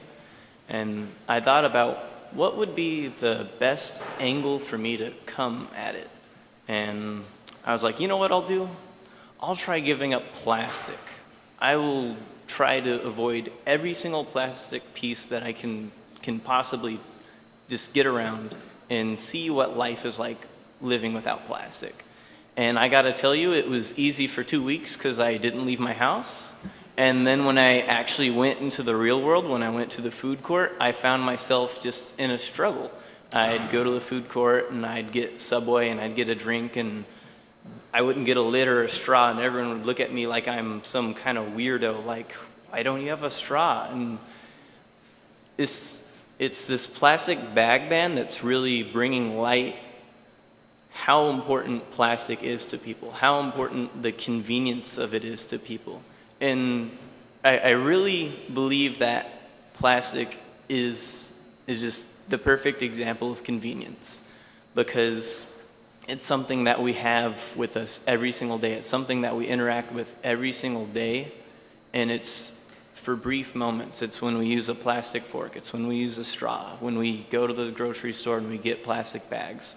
But the ultimate outcome of it is all this plastic, when you're done with it, isn't going anywhere else. It's not being used for anything, and especially on Guam, with the way our recycling facilities are, all these single-use plastic items are either at the landfill or misplaced throughout the island, whether it be at the beach, in the middle of the jungle. You see it when you drive down the road. You see plastic bags in bushes on the road. And I think that this plastic bag ban is a good first step in terms of realizing that the convenience of plastic isn't worth the long-term effects that it's going to have for us as a small island like we are. The impacts that plastic has on our environment. I mean, we've heard about 6 different people tell us that in like 20 years there's going to be more plastic in the ocean than fish. And I don't know about you guys, but that thought terrifies me. It terrifies me because right now I'm a 21-year-old. When I'm in 25 years, I'd like to hopefully have kids of my own. And it scares me to think that when they're my age, they can't have the same resources that I had access to. They can't go to the beach and see the same fish. They can't see the same environment that I grew up with. And I feel like it's scary to think that people are choosing convenience over permanence, that they choose to continue to use plastic, that they choose to think that not using plastic is weird, that they choose to just continue using something that should really be outdated. And that's why I'm here today testifying, because I believe that this plastic bag ban is an amazing first step towards becoming non-reliant on plastic. And I really challenge you all. Try going a week without plastic. Try not using plastic bags, plastic forks, and just see. There's nothing impossible about it. The only challenge is that it's just inconvenient. Thank you. Thank you very much. Keisha Conroy? Are you Keisha? No, I am. Hello. No, that's okay. So yes, I'm Keisha Conroy, and I thank you to the members of this committee and senators for this opportunity as citizens for us to have a voice in these really important decisions that you're making for the future of Guam. My background is in conservation biology. I have a degree in economics as well, and environmental science. And the topic of sustainability and stewardship of our resources and the environment has been at the heart of my professional career. Making the transition to eliminate single-use plastic is a choice for our future, as we've heard repeatedly from the people who are testifying. The many people before me have spoken with acute clarity about the current impacts of single-use plastics and plastics in general, styrofoam, and the alarming future that we face if we continue on the path that we are currently on. So instead of adding to that crucial part of the conversation that other people have already spoke very articulately about, I just want to add a little bit of my experience of having lived in a city that went through the transition of banning single-use plastic. When it was first being introduced, there were concerns and resistance to what was thought of as a really radical change. And I think he spoke to some of those visceral things that we feel, attachments to the conveniences and the habits and the things that we've become accustomed to. However, I am here to say that that transition was normalized in record time. With the support of the grocers and other organizations, the city educational programs, the transition for the community was fully supported. There was a grace period that allowed for the community to shift their habits. And having experienced that, I believe 5 years is not necessary to complete this transition. Really, 1 year would be really courageous, but 2 years is adequate time. With the collaboration of the key organizations and grocers, education programs, and a firm commitment from the government, this change can be ushered in with ease in a shorter amount of time. So I'd like to give voice to that.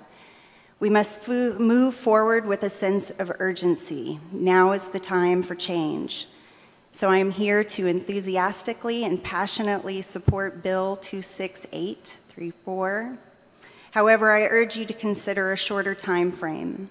I also believe that education programs can be implemented in school and can really be a crucial part of the solution. And I'd like to point out, I just made a few other notes after she spoke about the EPA, that the issue of enforcement is really not as much of an issue when you have strong collaborations and commitments from the community. And that process within those 2 years is attainable. So the city I speak of is Austin, Texas. They went through, and I had looked up their plastic bag percentage of their litter is now 0.03%, which is magnificent, you know. So I urge you to study other successful cities and how they have managed the enforcement as well as the lead up. I know that they had business outreach teams to help be the liaison and really have help support the businesses through that transition. So I know that that will be really important to mitigate the after-fact enforcement demands. So really, you put the effort in beforehand to support the businesses, to support the community, to get the education programs in place so that the demands on the enforcement are almost a non-issue. And then I'd like to also reiterate, Austin did the same thing where they allowed for the thick plastic single use. And I really see, as studying other cities who have done that, that is a mistake. So really just go for the gold.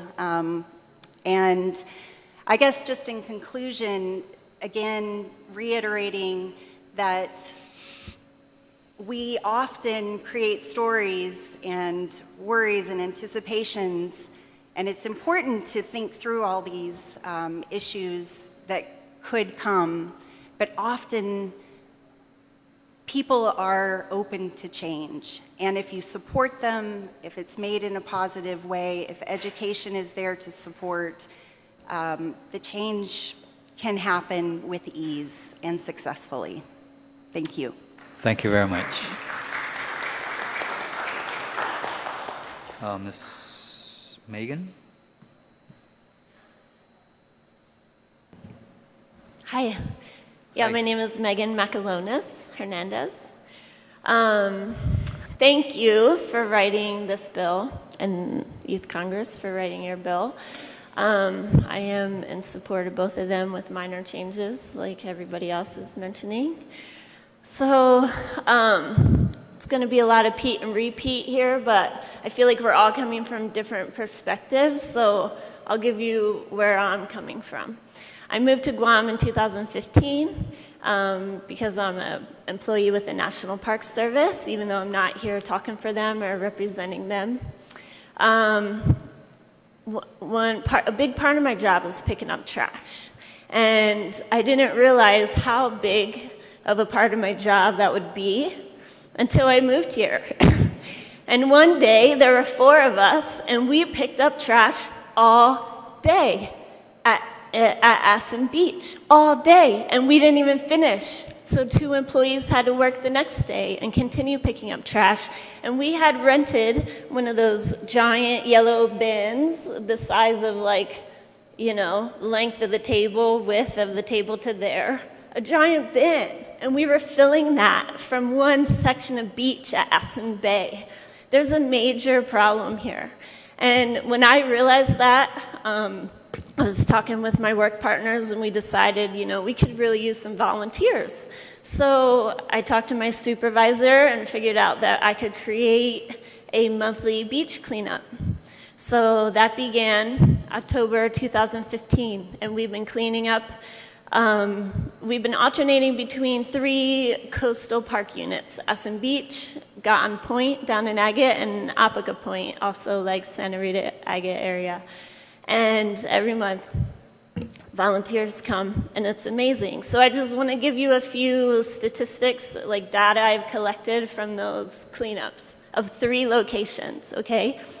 So we've had 30 events. We couldn't do February because there was a government shutdown. So we've had 30 events, a total of 1,303 volunteers. They average about 2.5 hours per event, so that totals 3,257.5 hours of volunteer time of people picking up trash. We also sort recycle. So together, total, trash and recycle, over 30,000 pounds. I've kept all the averages. Collecting all this, 30,007.6 pounds. Recycle has been 8,103.5 pounds. That's what we've diverted from the landfill. That's a lot. That means that there's still 21,904.1 pounds of trash.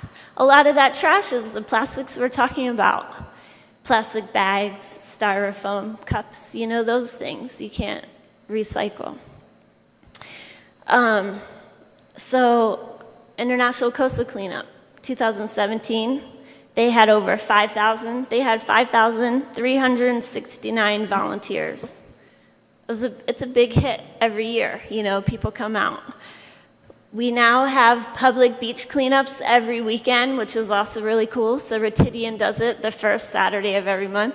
We do ours the second Saturday. Starting this month, Tangeesan has been adopted by the SUP girls, stand-up paddleboarding girls, and they're going to host Tangeesan beach cleanups the third Saturday of every month. And then Guamzilla. Guamzilla hosts the fourth Sunday of every month. It changes sometimes, but typically the fourth Sunday of every month. And his location varies depending on what area needs it the most. So it's definitely, it definitely shows you something. Like there's a trend here. There's an environmental awareness building that we now have beach cleanups every weekend in Guam. People see the difference when there's a clean beach compared to a dirty beach. There's also other cleanups I see all the time, like, you know, a running club of friends, you know, we go once a month to clean up. I also, through the National Park, host military groups, Girl Scouts, Boy Scouts, we've got Eco Warriors, Marine Mania. There are so many, you know. Can you imagine if there weren't volunteers picking up trash on Guam? I recently had a friend tell me last month, she's like, you know what, sorry, I don't know why I get emotional, but I do. She's like, why don't you just boycott it? Why don't you boycott all your volunteer cleanups? Like, I work hard with these volunteers, so that really kind of struck a chord with me. But she's like, if you boycotted all this volunteer effort, maybe people would see the difference and would see all these trashy places. But you know what? That's what it looked like when I freaking got here, June 2015. It was that trash. That's why these cleanups need to happen. They need to keep happening. Sorry, okay. Look what, I mean, we've already talked about it, but, you know, Bali, I don't know if you guys have seen that video of the diver.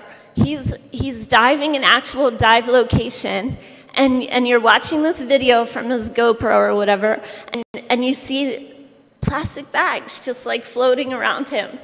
And at first when I saw that, I'm like, wow, that's crazy. This diver just went to a trashy area to dive in it and show people.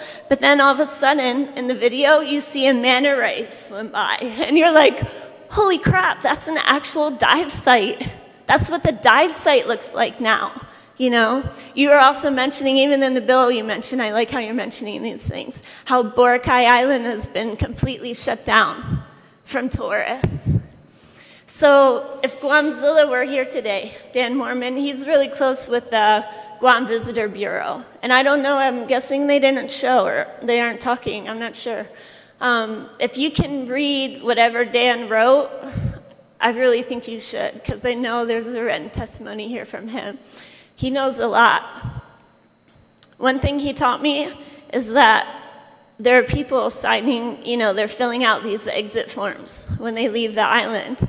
And what GVB is learning is that people don't, I'm sorry, Craig, people don't want to come back to Guam. They're not coming back. They say this place is trashed. You know, like, sure, the resort beach is clean, but they try to go see other places because who wants to stay at a resort the whole time you're on a nice tropical island, you know? So they drive around. They stop at Ipan Beach, trashed. And around Han Pools, trashed. At Maritzo Pier, trashed. They get over to Agate, trashed. Everywhere they go, there's trash on the side of the road and at the beach and in the water. Why would they want to come back? Who wants to see that? Who wants to swim and snorkel in that? We're losing tourists. They're not returning, and guaranteed they're going home and telling their friends and family, don't bother. Maybe go to Palau. Palau's winning, big time. Palau's super winning this game. I was just diving there last year. It is amazing. I saw 50 turtles in one dive. You see more sharks than you can count. I saw a school of 28 just like passing back and forth in front of me. It is incredible. Even Yap, I was just diving in Yap this year, also amazing. We're losing this, guys. There's ecotourism. They could be coming here and staying here, but instead they go to Yap every year, or they go to Palau every year. They're like, sayonara Guam, we don't need you. I don't blame them, right? You can't blame them. They spend all this money to come here. It's not cheap taking a vacation here. It might be cheaper than Hawaii, but still, they'll go somewhere else, and they are. And it's not helping us. Thank you very much. This is a good start. I'm not done, sorry. I know. Speaking, we'll let the other, I had imposed a 5-minute rule at the beginning. Oh, there is? Oh, I missed that yes, part. That's right, yeah. Shoot. Okay. I missed that part. All right, well, I'm going to submit some things on microplastics for you to learn about microplastics and what plastic bags actually do, and, you know, I'll submit some things too. Thank you very much. Thank you. Thank you. Oh, wait, one more thing real quick. This is made from plastic bottles, this bag. I've had it for 3 years and use it every day, and it just ripped this year. So I heard GEPA talking about plastic bottle bags. They're really, you know, they work too. These are all examples of different kinds of bags that people can use. It's a variety. There's plenty out there for us. Great. Okay. Thank you very much. Yeah.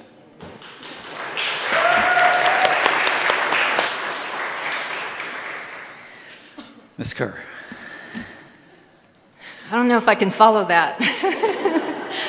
Hey, my name is Joni Kinga-Kerr, and I'm a teacher at Guam Community College. I teach chemistry and marine biology, and I am a faculty advisor for the Eco Warriors. Yeah. Sorry.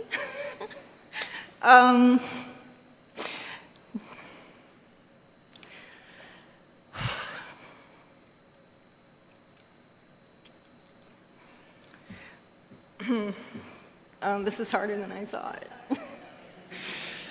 Okay.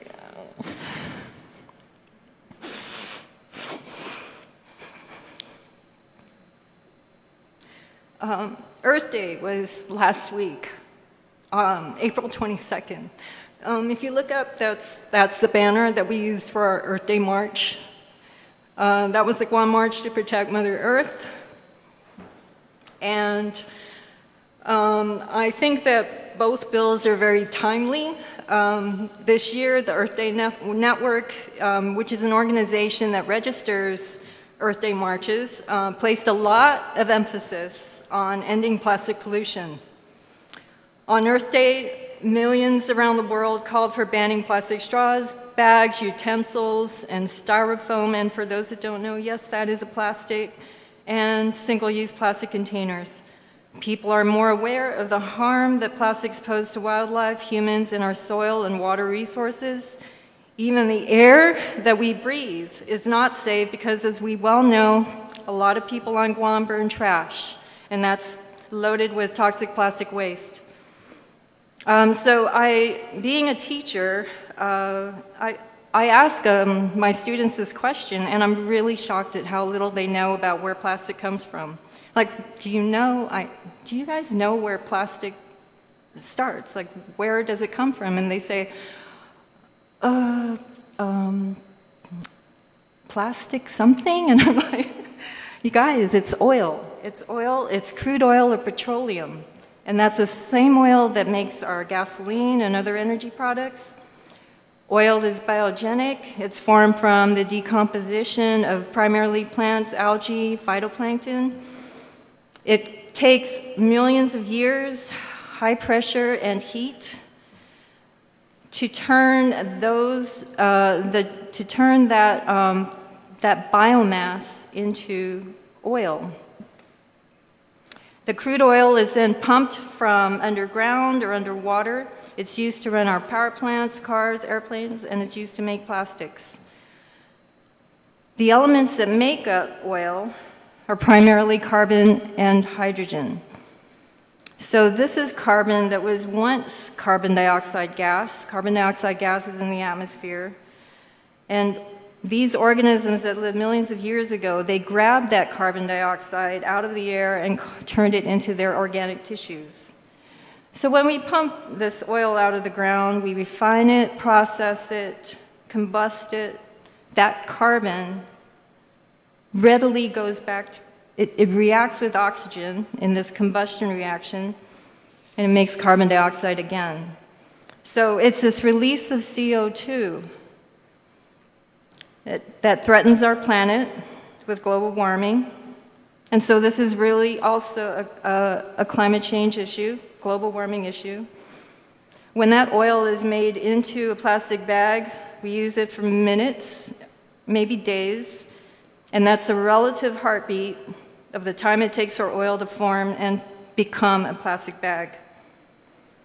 And then we take that plastic bag, throw it away. It could take 10 to 1,000 years to degrade. It depends on the environment that it's in. If it's in a landfill, it may never degrade. It breaks down into more harmful microplastics, and microplastics are items that are around 5 millimeters, so it's about like that small, tiny. These microplastics, they break down, and as they break down, they release toxic chemicals such as bisphenol A and hormone disruptors like phthalates. Microplastics is also, as they move around in the environment, they actually absorb other toxins like PCBs. So they get even more dangerous, and that, of course, gets into the food chain like other people have said today. So in the relatively short time that plastic has been heavily manufactured on Earth, and for plastic bags, it's only been about 50 years, it has managed to choke, strangle, and starve marine life and ruin our environment from the top of Mount Lamnan. And this is funny, but upsetting, to the bottom of the Mariana Trench.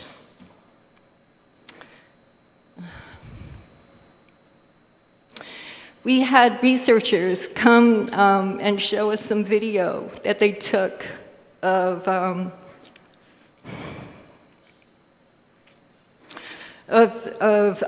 bottom of the trench. So this was a research team. They did it with an unmanned submersible.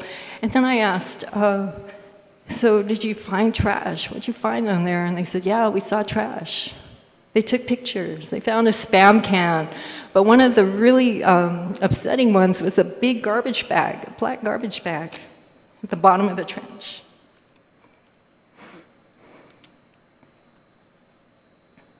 Conchita Taitano mentioned that it's increasingly getting difficult to get rid of our plastic waste, even the plastic waste that we recycle. China's closing its doors, and it actually turns out that it's closing its doors because they do have a high standard for trash, and we're just really lousy about the way we sort out our recyclables. So they're not having any, you know, they're refusing it. Besides that, and no disrespect to Ms. Peggy Denny, but recycling captures only a small fraction of the total, and it lulls people into a false sense of comfort that just because they recycle, it's okay to use more plastic. So I think we're finding out that it's not okay. So banning plastic bags is a step toward fixing this huge problem. Think of it as a public lesson and awareness of what it means to make plastic, what it means to live and die with plastic, and what it means to get rid of it, because we can't really get rid of it. Sana ma'asi. Thank you very much, Ms. Pro. Kyle? You just press and hold. Press and hold. Hafaday community and legislators. My name is Kyle DeHillig, and I am 17 years old, turning 18 this year. I am the president of the Land Earth of Friend Club at Ukuru High School, and I am representing not only myself, but my family and the 43 other members of the Leaf Club. Our mission statement is to provide environmental awareness, educate others on the importance of being environmentally conscious, and provide environmental solutions to better our community, island, and morale. I had to leave my mock trial practice early because I was notified about the public hearing on today's proposals of the two separate bills to address the one common purpose plastic bags here on Guam. So that was my introduction because I was told that, or I was suggested for me to have a little introduction. And I have my letter now. So from my understanding, Senator Regine B. Lee's proposal, Bill 268-34, choose to reuse, Munga Ma Adzik e-plastic measure would give businesses the option of charging a 10-cent fee for every disposable bag, require that all disposable plastic bags be biodegradable, compostable, or made of HDPE plastic, and ban plastic bags after 5 years. And in all, I think that that is a great idea.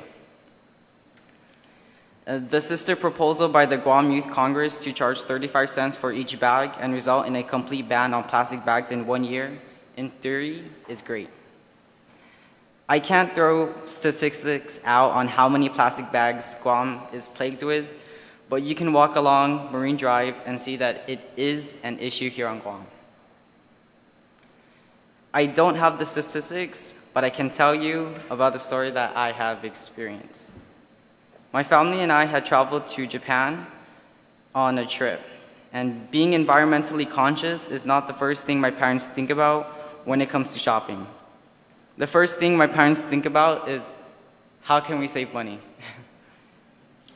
And my family expected and prepared for the weather, the food, and transportation, but we did not expect to be charged 5 yen for a small bag and 10 yen for a bigger bag. My parents' reaction to that, they were shocked. However, we did opt out of using plastic bags, and we saved money. And for me, I was more than willing to hold some things in my backpack, and my brothers and sisters held the others. And what I learned from this was that people could be resourceful when given the circumstance to change. And through this experience, we unintentionally saved more bags from entering the environment and ending up on the ground, in the wind, or in an animal's stomach. But to my family, it was about saving money. I believe that this bill will not only help people to refuse the use of plastics, but over time will eventually lead people to reject the notion of ever needing one again. And I would like to end off on this quote. If not us, then who? If not now, then when? Leaders and the community, I ask, urge, and pray for us, or for you to give us the circumstance for us to change, for the betterment of the island. Please support Senator Regine B's proposal to change, or proposal choose to reuse Munga Ma Adzik e plastic, because I support it. Thank you very much.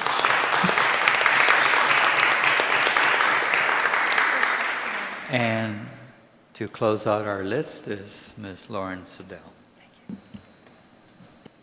Sizuas Ma'asi, Hafaday Senators, Hafaday Community of Guam, Guahusi Lauren Swedell. I'm a graduate student of environmental science at the University of Guam. I'm working on the Guam Restoration of Watersheds Initiative, a collaborative project between Sea Grant and the Center for Island Sustainability. Originally, I went to college in New York because I thought Guam was so boring. I grew up here, I thought Guam was so boring. And then, I was 17. And then when I realized that there's a lot of environmental issues that weren't being addressed and that people weren't taking care of even the states, it really motivated me to switch to environmental studies and move back to Guam to take care of our island. I have a few images that I have prepared with this testimony. So I would like to start off and say that I speak in support of both bills, 268-34 and 242-34. So as convenient as plastic bags are said to be, they inconveniently litter our land and our oceans. During the 2017 International Coastal Cleanup, plastic grocery bags and other plastic bags were the 5th and 9th top collected items. Although Guam is not the biggest polluter, it does not mean we are exempt from being good stewards to the earth and the ocean on which we depend. Next slide.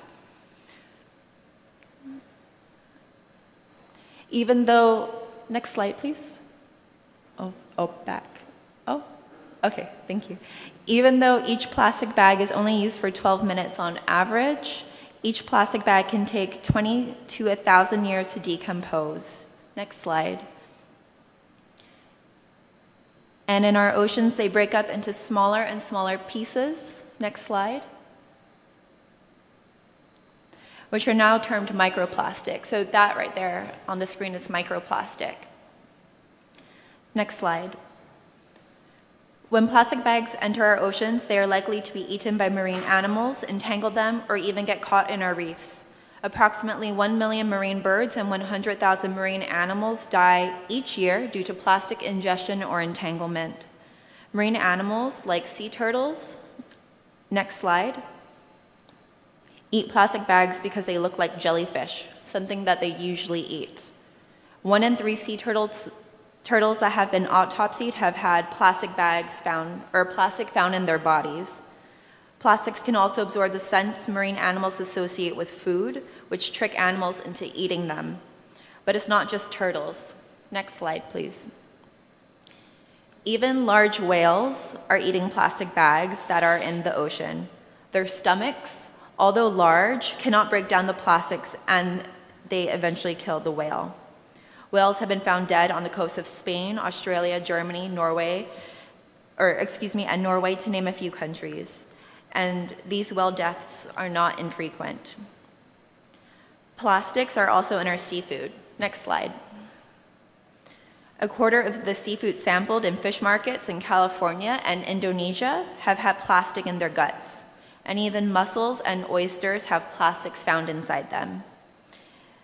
There was a study in the UK that estimated that some people eat a total of 11,000 pieces of microplastic each year. And the UK is working on legislation to ban all single-use plastic items, by the way. So this next slide is what Megan was speaking about earlier. It's the video of the diver in Bali. This was either late February or early March this year. And honestly, plastic in the ocean was one of the first things that motivated me to become an environmental scientist. And it just breaks my heart that it's just getting worse. So plastic bags are made of fossil fuels. They release toxic chemicals when they break down in the environment into both the land and water. And scientists estimate that by the year 2050, the ocean will have more weight in plastic than weight in fish. I heard this was said a few times already today. Sorry for the repeat of facts. But it's quite important. We think we need plastic bags from stores because they are supposedly convenient. But we are given so many plastic bags that it's so commonly littered. Why do we care about something that is so easily and frequently discarded irresponsibly? And then we expend monetary resources and our volunteer time to clean up all this litter. The issues that single-use plastic items that plastic bags create are environmentally and economically harmful. Some states have had success in reducing the use of plastic bags by enacting plastic bag fees. And what is beneficial about a fee is that the fees can go to a waste reduction program, which are definitely needed on Guam because we have limited land and limited space to put our trash. Banning plastic bags right away will likely be too shocking for the people of Guam, but a fee on the bags to an eventual ban in a couple years is definitely doable. I've been using reusable bags since 2009 and have never once wished I had a plastic bag while I was doing my shopping errands. Last slide, please.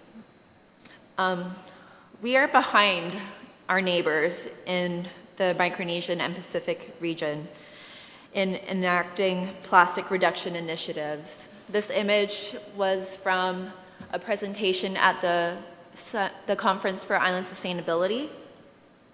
It shows all the initiatives that our neighbors are taking that we haven't yet. Palau's beverage recycling legislation has a plastic to oil component. Kiribati has a container deposit program. Papua New Guinea, Samoa, and American Samoa have a biodegradable plastic shopping bag policy. Yap has a plastic bag ban. Cook Islands have a plastic-free campaign. There's the Marshall Islands Styrofoam and Plastic Products Prohibition Act of 2016. Mariana Islands passed a bill which fines shops for selling plastic bags. Fiji has a levy on plastic bags in retail outlets. Vanuatu is intending to ban plastic bags and bottles, and the Solomon Islands Western Province may follow suit. And Guam needs to jump on this train. Sizuas Ma'asi. Thank you very much, Ms. Swedell. And that completes our list of individuals who have signed up to provide oral testimony. Just as a reminder that the committee will continue to receive written testimony until 4 p.m. on Thursday, May 10th, 2018. And the written testimonies can be sent to